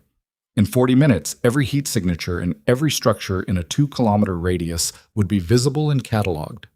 In 40 minutes, the shooter, whoever they were, wherever they had moved, would have nowhere left that was invisible. He looked at the road at the base, sitting 2 kilometers ahead in the storm, at the 2 kilometers of frozen mountain between his column and what he had been sent here to take. 40 minutes inside the base. Emily Carter was looking at the thermal monitor when Torres's satellite cycling timer hit 0 and the relay crackled back to life. She was already thinking about the aerial asset she knew was coming because she would have requested it in Petrov's position, and Petrov had not gotten this far by making different decisions than she would have. 40 minutes. She looked at the case against the wall. She looked at the northeast quarter, and she began calculating the fourth phase, because she had always known it was going to take more than 340 minutes. Emily said it out loud once quietly to herself, the way a person confirms a measurement before committing to a cut. Then she picked up the case and moved toward the northeast quarter without waiting for anyone to tell her it was time. Callahan followed her, not to stop her, just because he had spent the last 90 minutes watching this woman operate and had arrived at the understanding that the most useful thing he could do right now was stay close enough to be useful when she needed him and far enough away to not be in her way when she didn't. "The aerial asset," he said, keeping pace with her down the corridor. "You already know about it. I would have requested it 40 minutes ago in his position." She said, "So yes, what does it change? Everything above ground becomes visible. Every heat signature, every position, every movement, the roof option is gone. Any exterior hide within 2 kilometers of this base becomes a targeting solution instead of a shooting position, so you can't shoot from outside anymore." Not after the drone arrives. She reached the northeast equipment shed door. She entered the combination 4379 and pushed it open, which means I need to be in position before it gets here. Not outside, inside. Callahan stepped in behind her and looked at the secondary storage cabinet she had described. It was a standard-issue military field cabinet, the kind that existed in every forward base for storing miscellaneous equipment that didn't have a better home. To anyone who hadn't known to look, it was unremarkable. But the cabinet had been partially repositioned, shifted 18 inches from its original placement against the wall, which opened a sight line through a narrow gap in the shed's eastern facing where a section of insulation panel had been at some point in the past 8 days quietly and precisely removed. The gap was approximately 4 centimeters wide. From the outside in a blizzard at night, it was invisible. From the inside, lying at the correct angle behind the cabinet, it provided a direct sight line to the mountain road at a range that Emily had already calculated. Callahan looked at the gap. He looked at the cabinet. He looked at Emily, who was opening the secondary storage cabinet and removing items she had pre-positioned there. Additional rounds, a secondary ballistic data card, a compact spotting tool with the systematic efficiency of someone accessing a supply cache they had packed themselves. He said slowly, "You built a shooting position inside the base." Day 5, she said the exterior positions were always temporary. The drone contingency required an interior fallback with a maintained sightline to the primary engagement corridor. She paused, holding a data card up briefly to check the notation on it. The gap in the insulation took about 20 minutes. I did it during the 0200 watch rotation when the shed wasn't being accessed. During my watch rotation? Yes, he was quiet for a moment. A sergeant who has spent 11 years being the most situationally aware person in any room he occupies had to sit with the reality that for 8 days in his own base, a person he was responsible for had been running a parallel operational timeline that he had been completely unaware of. It was not a comfortable thing to sit with. He sat with it anyway because the alternative, resenting it or turning it into a confrontation, was a luxury the next 38 minutes could not afford. "What do you need from me?" he said. She looked at him then, the same even expression, but something had shifted in it slightly. A fractional opening. The way a door that has been closed for a long time moves just barely on its hinges when the pressure on the other side changes. "I need Torres watching the thermal feed and calling out any column movement in real time. I need Dolan on the eastern approach with Reynolds, and I need you here. Here specifically. Here specifically. When the drone arrives, Petrov is going to use the thermal data to build a new strike solution. He has an artillery vehicle that lost its primary targeting array, but still has secondary manual fire capability. He's going to try to use aerial imagery to compensate for what I took from him. When he does that, the fire solution he builds will be based on heat signature clusters. I need you to help me control what he sees." Callahan stared at her. "You want to manipulate the thermal signature of the base?" "I want to make the base look like something different than it is. Specifically, I want the heat signatures concentrated in the southern and western sections to look like a defensive preparation, like we're expecting an infantry breach from those directions while the actual defensive positions stay dark and cold in the east and north. How do we do that?" She reached into the secondary cabinet and produced a folded piece of paper, handwritten, precise, diagrammatic. She handed it to him. It was a heat management plan position by position. It described which heating elements to activate and which to shut down, which personnel to move, where which equipment to run, and which to power off to create a specific thermal signature profile for the base that would read to an aerial drone as a different defensive configuration than the one they actually had. Callahan looked at the paper for a long moment. The handwriting was small and extremely neat. The diagram was accurate to within a meter of the actual base layout, which meant she had either memorized the full structural plan from the intake briefing materials or had done her own survey at some point during her 8 days here. He suspected both. "When did you write this?" He said day 6, she said. "When the storm forecast confirmed we'd lose air support before the column's arrival window, the drone contingency became high probability at that point." He folded the paper carefully. "I'll have Torres and Reyes run the heat management. What's your shot timeline once you're in position? Petrov will use the drone to identify the base's defensive focus and then try to create an opening on the opposite side. When his column starts moving, the leading vehicles will be the command units. He'll want to direct the advance personally. That gives me one engagement window before they're close enough that precision fire becomes less effective than it is at distance." She paused. "One window. I needed to count how many shots." She looked at him with that quiet, direct steadiness that he had spent 8 days misreading as detachment and now understood was something else entirely. The look of a person who has already made every piece they need to make with a difficult situation and is simply waiting for the situation to arrive. "Enough," she said. He nodded. He took the heat management plan and left without another word. 0651 hours. Reynolds was at the eastern wall when Callahan found her. He handed her part of the heat plan without explanation and told her what to activate and what to shut down. And she did it not asking why, just moving through the base with the focused efficiency of someone who had decided at some point in the last 2 hours to trust the logic of this operation, even when she couldn't see all of it. Reyes took the western section. Torres maintained the thermal monitor and started relaying the column status every 90 seconds, like a metronome. Okafor found Callahan in the main corridor. "What's Carter doing?" "Setting up inside the northeast shed. The shed she can shoot from in there.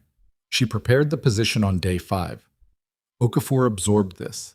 Then he said something that Callahan thought was probably the most honest reaction anyone in the base had produced all morning. "I feel like we've been living in someone else's operation and just now figured it out." "That's more or less accurate," Callahan said. "Does that bother you?" Callahan considered it genuinely. A year ago, maybe 6 months ago, it would have. He was a sergeant. He ran his units. He did not like variables he hadn't approved. But he had also spent 11 years learning the difference between control and outcome. And right now, the outcome was that his 10 people were still alive 90 minutes into what should have been the last morning of all of them. "It bothers me a little," he said, "and I'm grateful for all of it. Both things are true." Upor nodded. He went to his position. 0703 hours. Torres called it from the monitor station. Her voice was tight, but controlled the tone she had developed over the past hour of constant relay, a professional compression of urgency into flat usable information. "Satellite window is open. I have Colonel Harris on the relay. Signal is better than the last window. Maybe 60 seconds of clean comms." Callahan was at the station in 4 strides. He took the handset. "Harris? Callahan, we are still holding. Enemy column is stationary at approximately 1.8 kilometers. We have confirmed aerial reconnaissance asset, inbound estimated arrival in 26 minutes. Request urgent intel on enemy column personnel roster, cross-reference against high JV value target flags."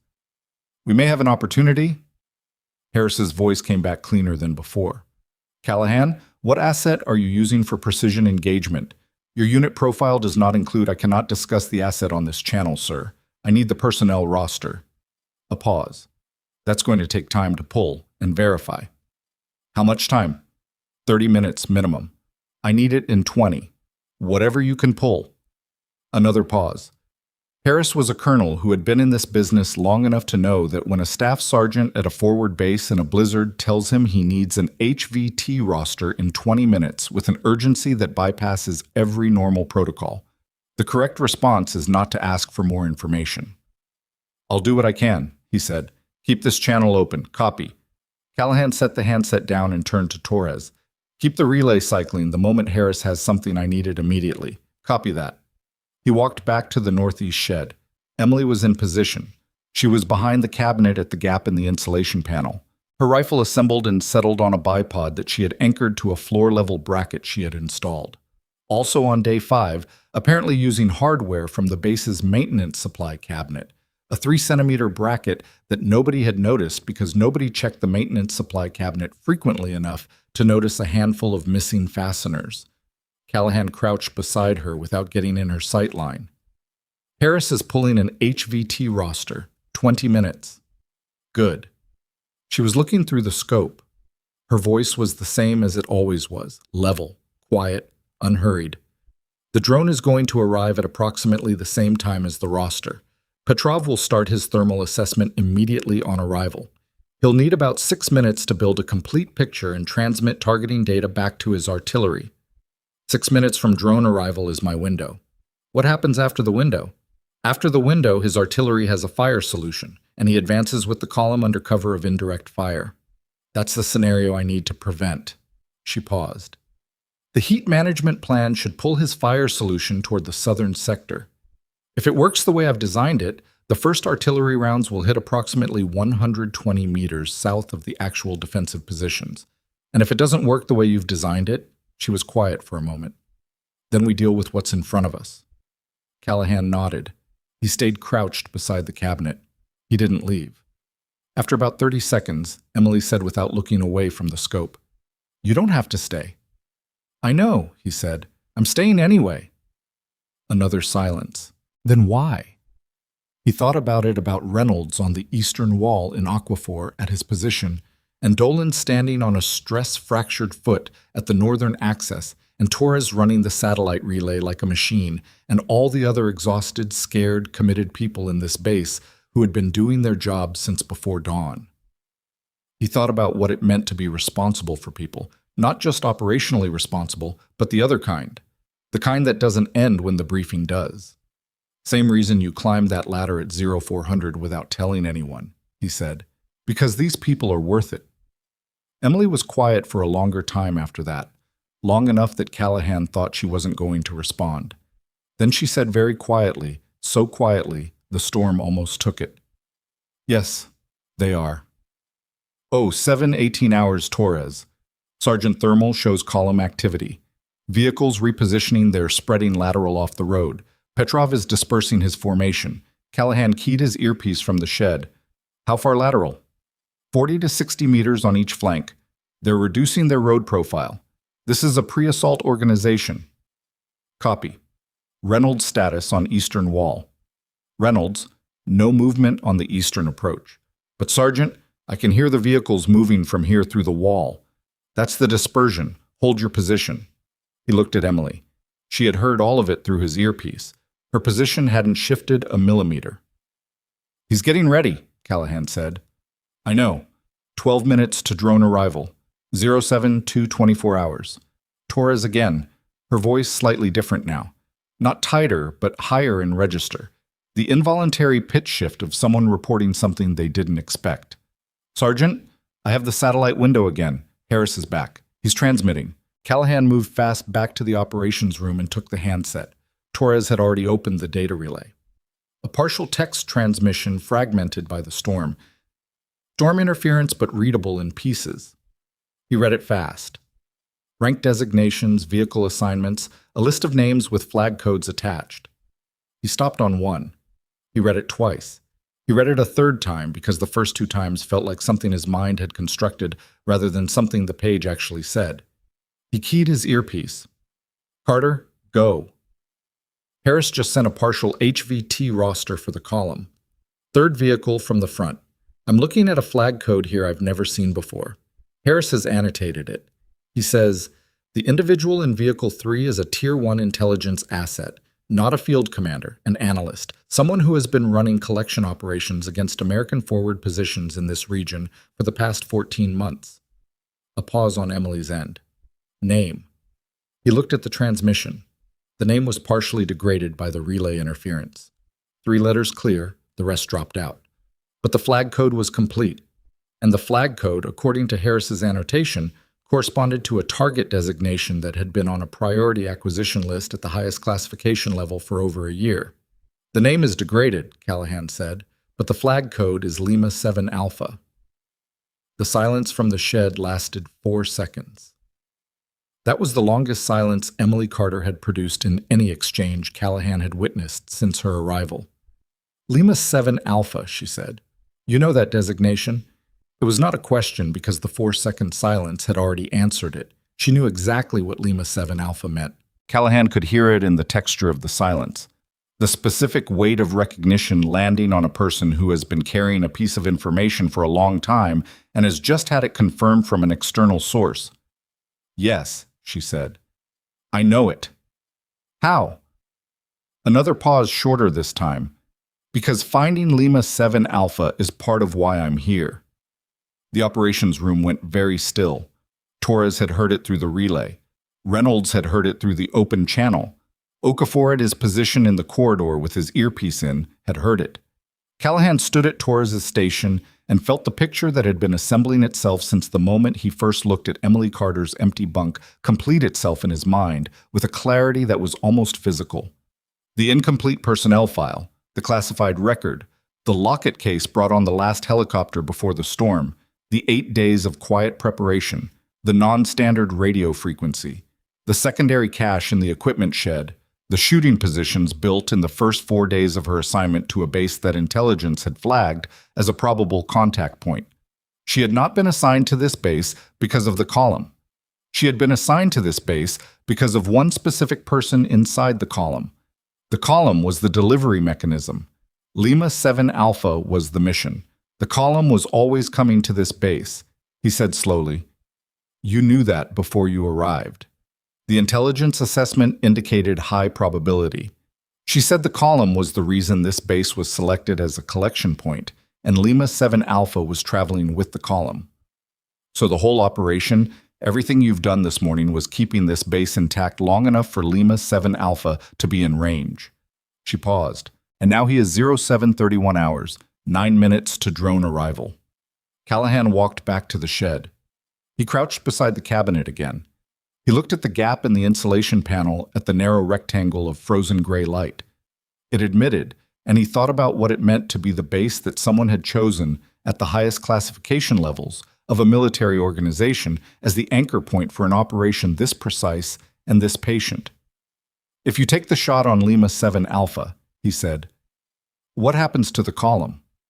The column loses its primary intelligence asset and its operational justification for the advance. They were not coming here for the base.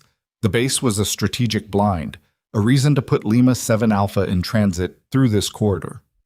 She was quiet for a moment. When Lima 7 Alpha is gone, Petrov loses his mission objective. He still has firepower. He still has the option to advance. But the order that put him on this road was built around protecting and delivering one person. When that person is gone, the risk-reward calculation for taking this base changes completely. I'm Tony Demon. How completely enough that a commander who has already lost 3 officers in a communications array and is sitting on a mountain road in a blizzard with an aerial asset inbound will find the cost of advancing higher than the pitch of withdrawing and reporting a mission parameter change. She paused one more time. I've made the same calculation from the other side of a road before. It's a reasonable conclusion. Callahan was quiet for a moment. Then, where is Vehicle 3 from the current column position? Second to last in the command cluster. When Petrov begins his assault advance, the command vehicles will move to mid-column. Vehicle 3 will be approximately 800 meters behind the lead element. She spoke without hesitation, as if she had been holding this specific information at the front of her mind since the moment the roster transmission arrived. I've already ranged the position. 7:36 hours, 4 minutes to drone arrival. Torres's voice in the earpiece. Urgent. Sergeant, I've got 2 things simultaneously. First, the drone signal is appearing on the northern radar edge. It's early, maybe 6 minutes out, not 10. What's the second thing? The column is moving, not the full column, the command vehicles. They're repositioning forward. Petro is bringing his command cluster up toward the lead position. Callahan looked at Emily. She had heard it. Her right hand made a single precise adjustment to the scope. One movement, no hesitation. Vehicle 3 is moving with the command cluster, she said. Timeline compressed. I have approximately 4 minutes before the drone creates a thermal lock on this shed. Do you have the shot? She put her eye to the scope. She breathed once slowly, completely. I'm building it now. Outside on the road, Major Petro was watching his command vehicles reposition with the controlled urgency of a man executing a plan he had spent the last 30 minutes constructing. He had the aerial asset inbound. He had the heat management data from the preliminary drone pass that was already underway. The drone was running its initial sweep earlier than scheduled because the storm had shifted its flight quarter slightly eastward. He had a fire solution that would be complete in 4 minutes. He had a column that was dispersed, organized, and ready. He had 1 minute and 40 seconds of believing he was winning. In the third command vehicle behind tinted armored glass, the man designated Lima 7 Alpha was on a satellite phone. He was not a soldier. He had the look of a man who works in buildings, not fields. A slightly rounded posture, careful hands, expensive cold weather gear that had never been worn in actual field conditions before this morning. He was speaking to someone at a remote headquarters location, updating them on the column's progress, unaware that 900 meters ahead of him, a woman was lying behind a steel cabinet in a frozen equipment shed. Her breathing slowed to almost nothing, her crosshairs finding him through a 4-centimeter gap in a wall. He had been on this satellite phone for 6 minutes. He would be on it for 3 more seconds. Emily found the gap between the vehicles. A brief moving window that the command cluster's repositioning created as Vehicle 3 shifted slightly left to maintain column spacing. The window was approximately 2 seconds wide. The shot required threading through that window at an angle that the drone's arrival would make impossible in 4 minutes, and the vehicle's continued movement would close in less than 1. She breathed out. She found the stillness. 1 shot. The satellite phone hit the floor of Vehicle 3 at 0738 hours and 42 seconds. The reaction inside the command cluster was immediate and chaotic in a way that was different from the morning's earlier disruptions. Not the trained, disciplined confusion of soldiers, adapting to tactical pressure, but something raw. The people in Vehicle 3 were not combat officers. They were intelligence personnel. Their response to a confirmed contact event was fear, not tactics. And fear in a cluster of vehicles on a narrow mountain road produces a specific kind of visible behavior that trained soldiers recognize instantly as the opposite of control. Petrov heard the screaming on his internal channel. Before he heard the formal report, he listened to it for about 5 seconds. The scrambled, overlapping voices of Vehicle 3's crew, the words that told him before anyone had formally confirmed anything that the situation had just changed in a way that went beyond the morning's prior disruptions. And then he keyed his channel and said very quietly, "Report what happened to Vehicle 3." The report came back in pieces. He assembled it the way good commanders assemble bad news, without letting the pieces change the quality of his voice, because his voice was the only thing his soldiers could hear, and it needed to stay steady even when everything else was not. But inside, behind the controlled voice and the steady face and the 26 years of professional military composure, something had shifted. He had built this entire advance around a single operational imperative. He had brought this column up this mountain and lost 3 officers and 2 communication systems and been held for over an hour by a single unknown asset because the mission required it. The mission had a name. The name was Lima 7 Alpha, and Lima 7 Alpha was gone. He sat with that for 15 seconds. He ran the revised calculation. He ran it again. He ran it a third time, not because he doubted the first 2, but because he was a thorough man. And thorough men do not make irreversible decisions based on a single data pass. The calculation came back the same all 3 times. "All vehicles," he said into the command channel. His voice was flat and even, and contained nothing that any of his officers would be able to interpret as anything other than a decisive command. "Prepare to execute retrograde movement. Snorts full column. We are withdrawing to secondary staging position." The channel was silent for a moment. Then his senior vehicle commander, the one who had been running Vehicle 2 since the morning's first losses, said, "Major, confirmation retrograde." "Retrograde," Petrov said. "Confirm and execute." In the northeast equipment shed, Emily heard the sound of the column beginning to move. Not forward. The mechanical signature was different. The gear engagement, the turning radius, the compression of a column reversing its own formation on a narrow road in adverse conditions. She listened to it through the shed wall. She did not move from her position until she was certain. Then she sat up slowly from behind the cabinet, set the rifle across her knees, and sat in the silence of the shed for about 30 seconds. Callahan was in the doorway. He had come back the moment he heard Torres call the column's movement on the thermal monitor. He had heard the retrograde order through the channel Torres had maintained the passive recording on the enemy frequency, and the translation had come from Alipor, who had 2 years of language training that he had never previously mentioned in Callahan's presence. He stood in the doorway and looked at Emily Carter sitting on the floor of the northeast equipment shed, with her rifle across her knees in the case beside her, and the gap in the insulation panel admitting a thin line of gray stormlight across the floor. He didn't say anything for a moment. "Then they're pulling back." "Yes," she said. "Is it over?" She looked at the floor. She looked at her hands. She looked at the case. Then she looked up at him with that same even expression that he now understood was not detachment or calculation or coldness, but something else.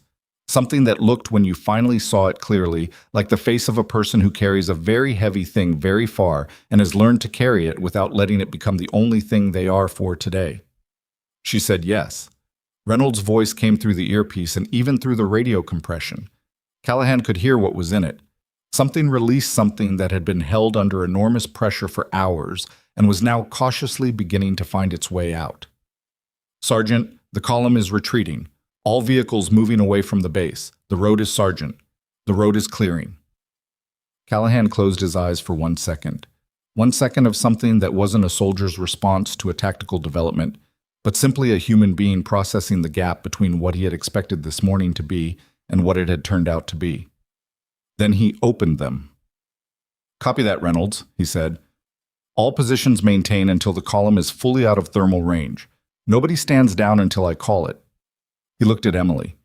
She was already beginning her post-position procedure, the systematic, precise process of breaking down, securing, and accounting for every piece of equipment she had used. Her hands moved with the same efficiency they always had. Her face held the same composure, but something had changed in the quality of the room, in the narrow band of gray light from the gap in the wall, in the way the sound of the retreating column, mechanical, distant, definitive, came through the shed's walls and meant something that no amount of preparation or calculation had been able to guarantee until the moment it actually happened. They were alive, all 10 of them. And on the mountain road, 31 armored vehicles were pointing the other direction. The column was still moving when Reynolds started crying. She didn't make a sound. She was at her eastern wall position, rifle still in her hands, watching the thermal monitor that Torres had angled so it was visible from across the room. And the tears just came, not from weakness, not from relief alone, but from the specific pressure release of a person who has been holding something at maximum tension for hours and has finally been allowed to set it down. Snorts. She wiped her face with the back of her glove before anyone could see it. But Okafor saw it. He was 2 positions down, and he saw it, and he said nothing. Just gave her a single nod that meant everything a nod can mean when words are too large for the moment. 0751 hours. Torres had been tracking the column's retrograde movement for 13 minutes. Her voice had changed, not dramatically, but in the way voices change when the thing they've been reporting against has reversed direction. The tight metronomic compression was still there, but underneath it, something looser had appeared, something that was almost cautiously beginning to sound like a person instead of an instrument. Lead vehicle is now at 3.2 kilometers in increasing distance. Full column in retrograde formation. No individual elements breaking off. No flanking activity. She paused. They're actually leaving.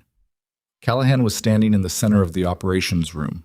He had come back from the northeast shed after Emily began her breakdown procedure, and he had stood here for the past 8 minutes doing what sergeants do when the crisis shifts from acute to managed running. The next sequence, checking positions, accounting for personnel, moving his mind from the thing that just happened to the thing that came after it, because the thing that came after it was still a live variable, and live variables required attention, even when your body was asking you to stop for a minute to keep the thermal running until or out of range entirely. I want a confirmed distance of 6 kilometers before anyone calls us clear. Copy. Dolan status on the northern axis. Dolan's voice in the earpiece slightly strained in a way that Callahan now recognized as the sound of a man standing on a fractured foot who has been doing it for too long. Northern access secure. No movement on the approach. The barriers Okafor and I placed are still in position. Come inside. Get off that foot. Sergeant, that's not a suggestion. Dolan? A pause. Then copy. Rise from the western section. West side is clear. Heating elements are still running per the heat management plan. Do you want me to reset them? Callahan thought for a second. Leave them another 20 minutes. Until the column is past 5 kilometers. I want our thermal profile to look exactly as disorganized as it has been. Copy that. He turned to Okafor, who had moved from his position to the doorway of the operations room. Go check on Carter Northeast Shed. Okafor looked at him. Is she okay? Go check, Callahan said. Okafor went. The Northeast Shed was quieter than the rest of the base, insulated by the equipment and the stored materials and the particular stillness that rooms acquire when the urgent thing that happened inside them is finished. Emily was on the floor with her back against the cabinet, the case closed and latched beside her. The rifle broken down and secured.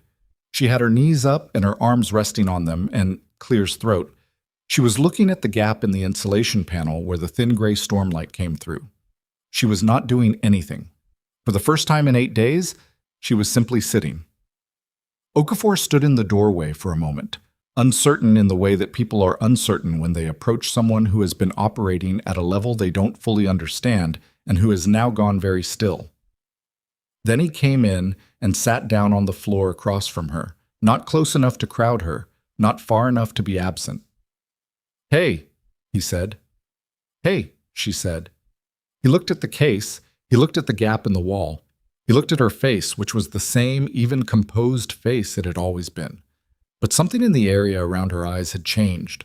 Not softened exactly, but shifted the way a landscape shifts after a storm has passed through it. And everything is still in the same place. But the light is different. Are you actually a medic? He said. She considered the question with the same care she gave every question. I have full medical certification, she said. Combat medicine? Clears throat. Advanced trauma field surgery qualification. Everything on the paperwork is accurate. That's not what I asked. She looked at him. No, she said, I'm not primarily a medic. What are you primarily? A pause long enough that he thought she wasn't going to answer. Then someone who makes sure people like you come home. Okafor sat with her that for a moment. He looked at his hands. He thought about the morning, about the thermal feed in the frozen column, in the sounds he had heard through the equipment shed wall, in the voice on the secondary channel that had given them exactly what they needed, exactly when they needed it. He thought about Reynolds crying at the eastern wall. He thought about Dolan pushing concrete barriers on a broken foot. "You did that," he said. "You made sure." "We did that," she said. "I provided the capability. You provided the reason it was worth using." He looked at her. "That's a generous way to say it." "It's the accurate way," she said. 8:04 hours. Torres's voice came through the earpiece with a quality that made Callahan close his eyes for exactly 1 second before responding. "Sergeant, column is at 4.8, 8 kilometers and increasing, all elements confirmed in retrograde. No breaks in formation." "I am—" She stopped, started again. "Sergeant, I think we can call this." "Not yet," he said. 5 kilometers full confirmation. 4 minutes later, she called it. Column confirmed at 5.1 kilometers full retrograde. No returning elements. Northern and eastern approaches clear. Western and southern perimeters cleared by Muo. A pause. "Sergeant Callahan, the road is empty. The operations room didn't explode. There was no shouting, no jumping, no dramatic release of the kind you see in films where the crisis resolves and everyone immediately becomes joyful. What actually happened was quieter and more real than that. Torres put her head down on her station for about 3 seconds, her forehead on her arms, and breathed. Reyes, coming in from the western quarter, stood in the doorway and pressed his palm flat against the doorframe and held it there.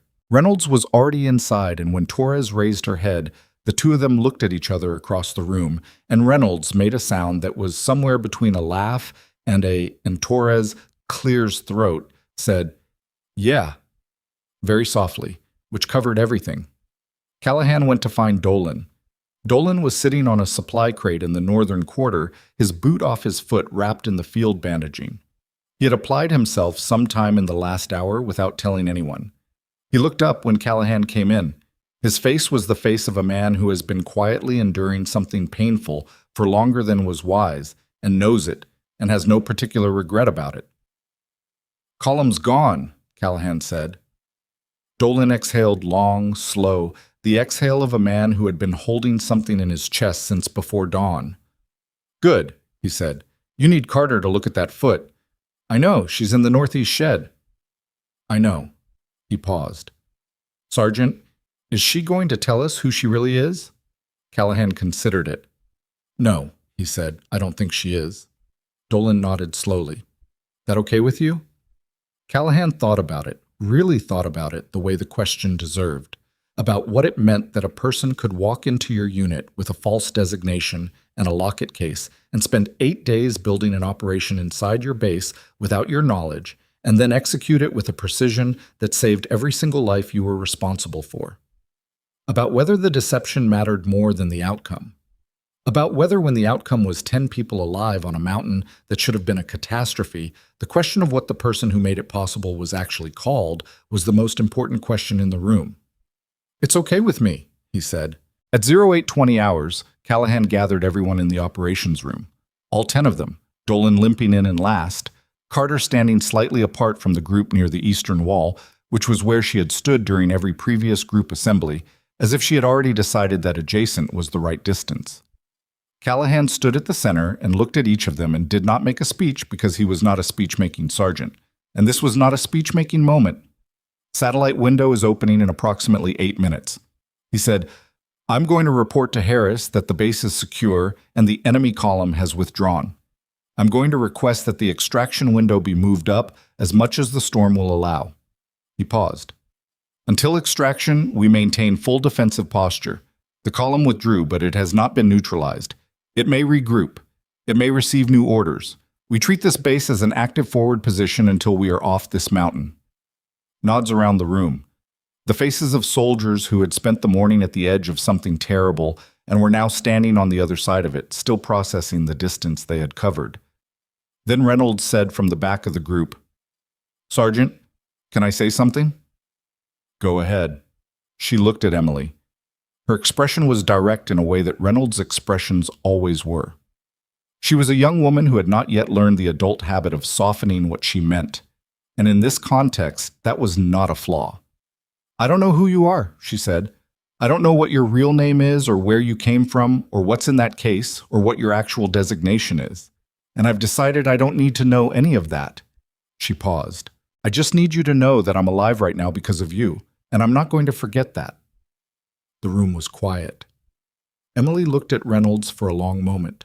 Something moved across her face, not dramatically, not with the full visible weight of emotion, but in the specific small way that emotion moves across the faces of people who have learned to keep it interior.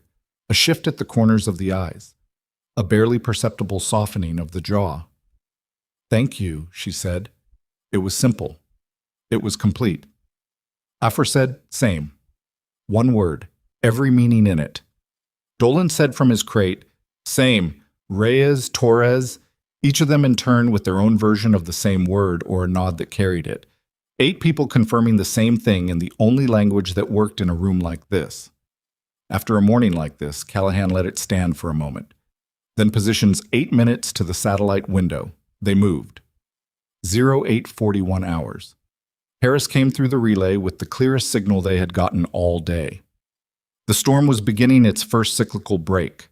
Not clearing, not yet, but breathing the way mountain storms do between intensity peaks, and the satellite carrier was strong enough that Callahan could hear the colonel's voice without reconstruction.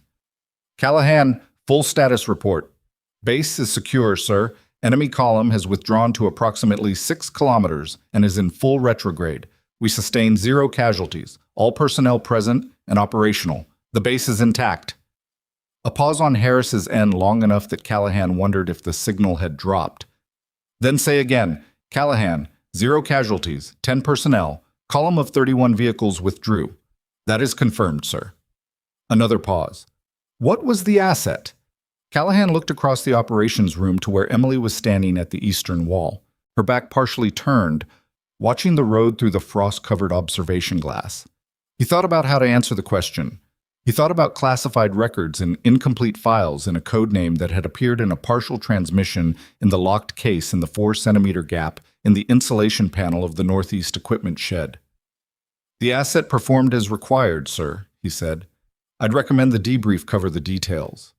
Harris's voice after a moment. "Understood. Extraction window earliest available with current storm tracking is 31 hours. I'm pushing for resources to move that up. Stand by for confirmation." "Copy, sir." The channel closed. 31 hours. Callahan relayed it to the room. The reaction was muted, not disappointed, but recalibrated. 31 hours was an abstraction after the morning they had lived. It was a number that existed in a different category from the numbers they had been running all day. It meant they were waiting, not fighting. It meant the math had changed from survival to endurance. And endurance was something they all knew how to do. Torres began cycling the satellite relay back to monitoring mode.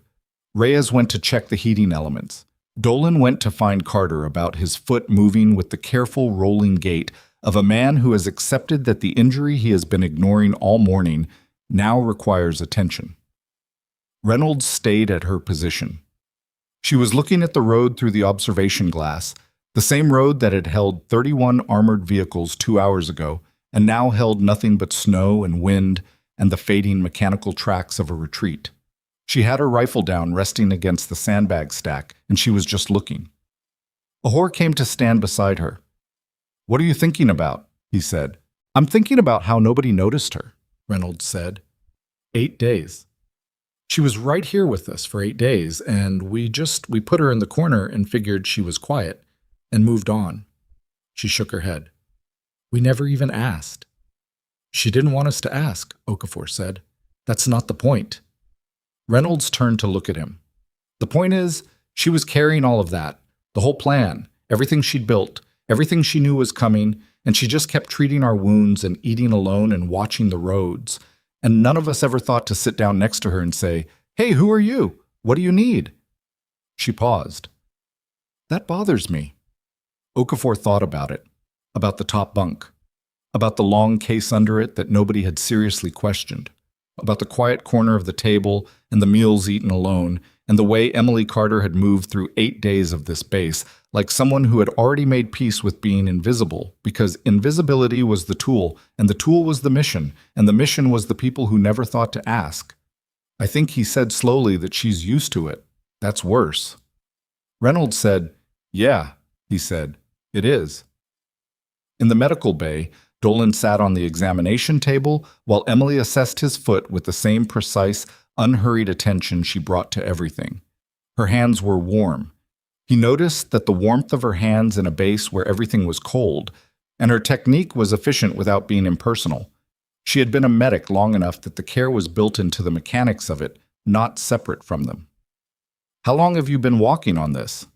And she said, "Since about, 500. And he said, "Give or take, the stress fracture has progressed.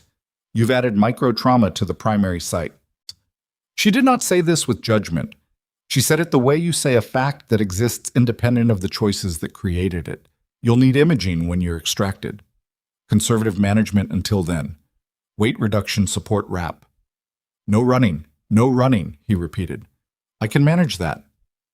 She was wrapping the foot now. The bandage layered with the precision of someone who has done this in conditions far worse than a cold medical bay. Dolan watched her hands and thought about what Reynolds had said about nobody noticing about carrying things alone. And he decided that if there was a moment to ask, it was this one, because the medical bay had a quality of honesty that other rooms didn't. And because, clears throat, Dolan was a man who believed that honest questions deserved to be asked even when the answers were uncertain. Was Clear's throat this always the mission? He said, "Coming here. Was it always about Lima 7 Alpha?" Her hands kept moving. She didn't stop or pause, but she said after a moment, "Yes." "And us? The base? Were we?" He stopped looking for the right word. "Were we incidental?" She tied off the wrap. She sat back and looked at him directly. "You were the reason the mission had a location," she said. Lima 7 Alpha was moving through this corridor because this base existed and because Command assessed that this base would be a target. Without this base, there was no intercept point. She paused. "So no, you were not incidental. You were essential. You just weren't briefed on why." He thought about that. Does that happen often? People being essential without being told? "More often than it should," she said. He nodded slowly. He looked at his wrapped foot. He thought about Callahan standing at the monitor all morning running calculations in his head, believing until very recently that the math was irreversible. He thought about the extraordinary, ordinary courage of people who stand at their positions when the numbers say not to. "For what it's worth," he said, "I'm glad you were here." She looked at him with that expression. The one he now understood was not blankness, but depth, not absence, but the carefully maintained surface of a person whose interior life was very large and very private. "For what it's worth," she said, "so am I." The storm had entered its cyclical break fully by mid-morning, the wind dropping from its peak intensity to something that was still brutal by standard measures, but felt after the night and morning they had lived through almost gentle.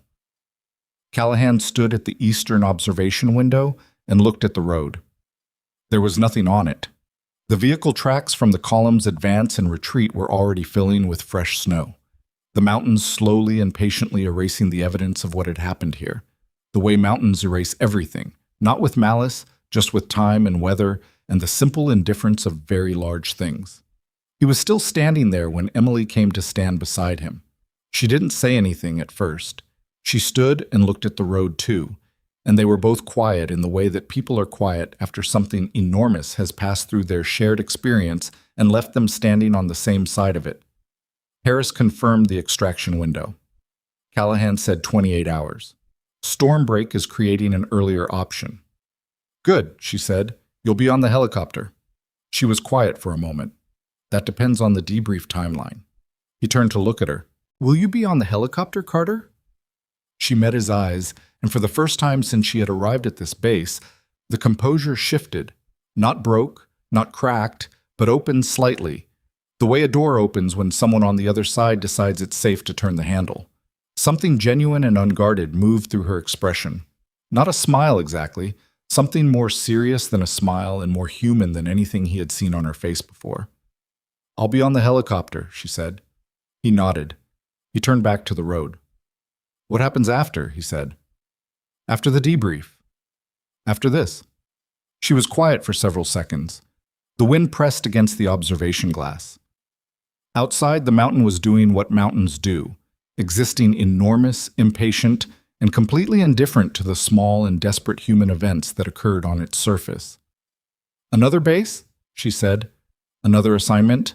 Another unit that doesn't know I'm coming." "And you'll eat alone," he said. It wasn't unkind. It was just accurate. "Probably," she said. "You don't have to." She looked at him. "I know the job," he said. "I know what it requires, and I know why it requires it. And I'm not asking you to change it. I'm just telling you what you did here for these people. They know. Maybe not all of it. Maybe not the real name or the real record or whatever the classified file says. But they know what matters." He paused. "That's not nothing." She was quiet for a long time, long enough that the wind shifted twice and the snow changed its angle against the glass.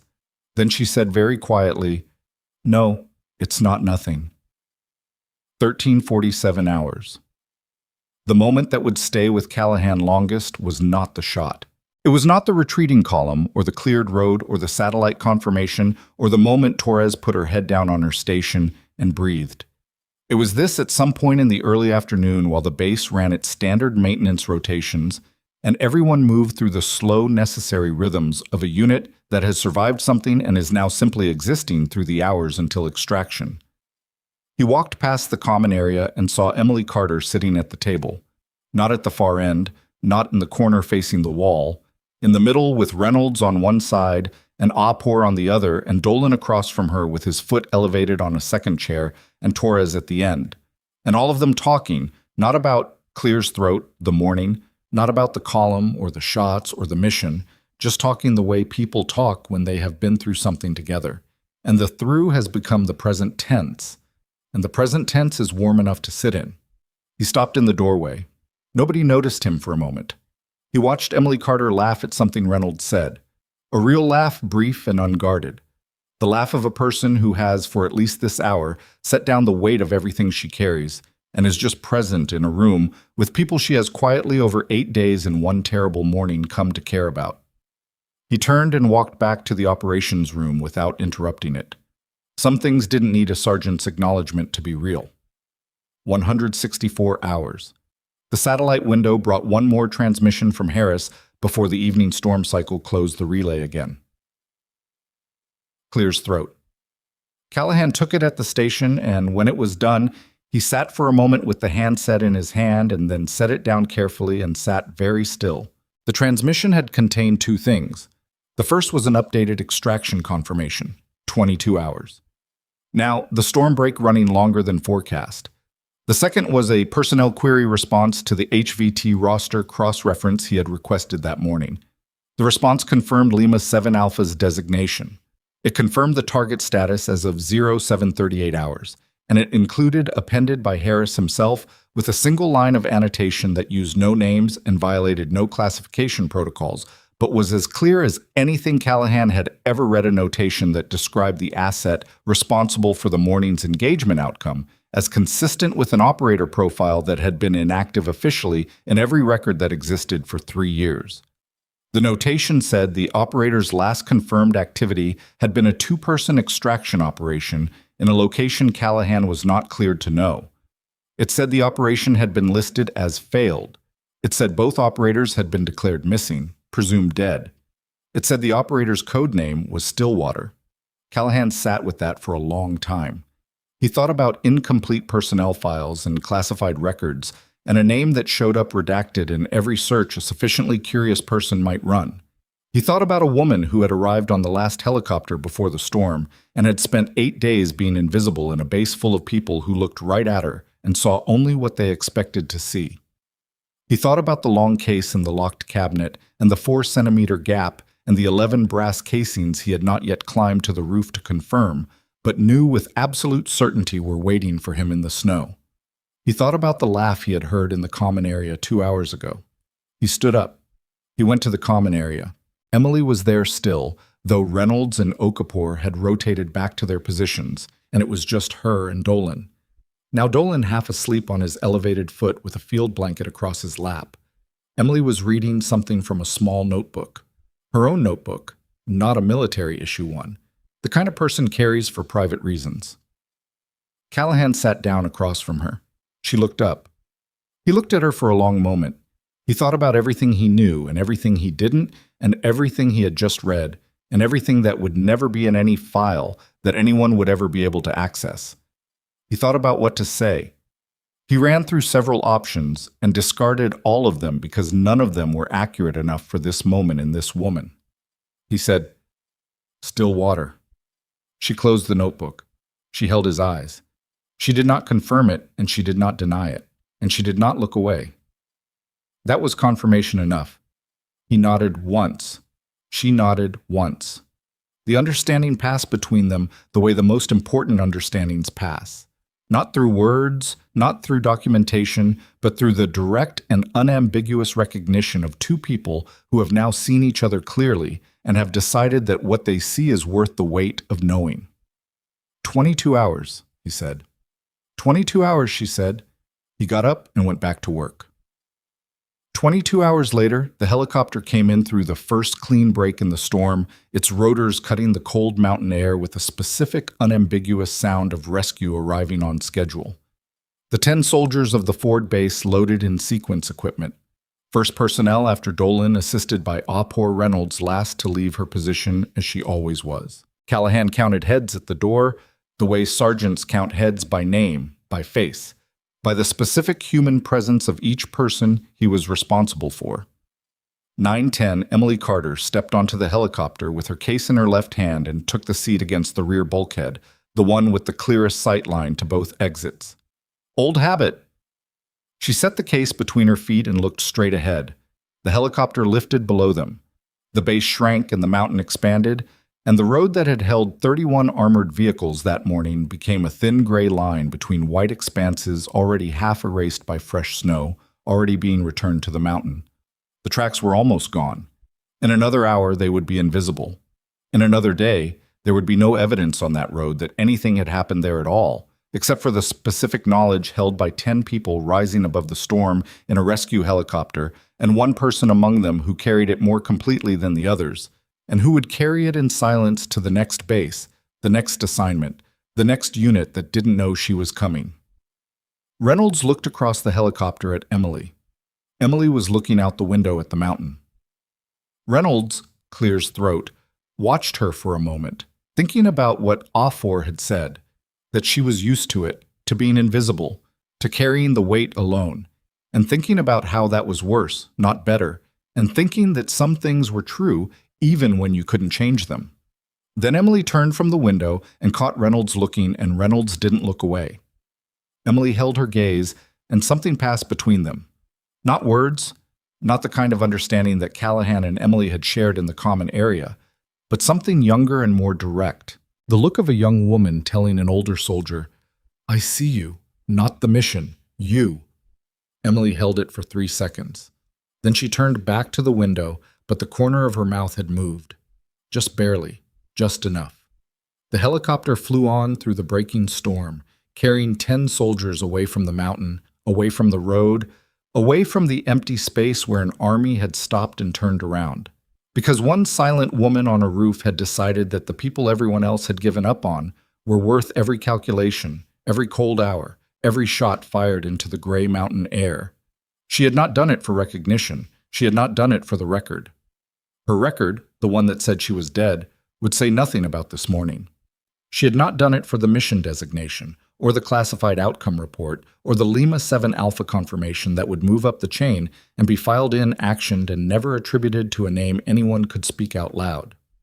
She had done it because 10 people were alive on a mountain that should have killed them, and because that was the only math that had ever mattered to her, and because somewhere underneath every calculation and every cold hour and every name she had ever operated under that math was the truest thing she knew. The mountain disappeared into the clouds below them. Still water looked out the window and said nothing, and the silence that surrounded her was not the silence of a person who had nothing to say. It was the silence of a person who had already said everything that mattered in the only language she had ever truly spoken 11 times on a rooftop, in a storm from a distance no one believed was possible for people who never knew she was there until it was already on.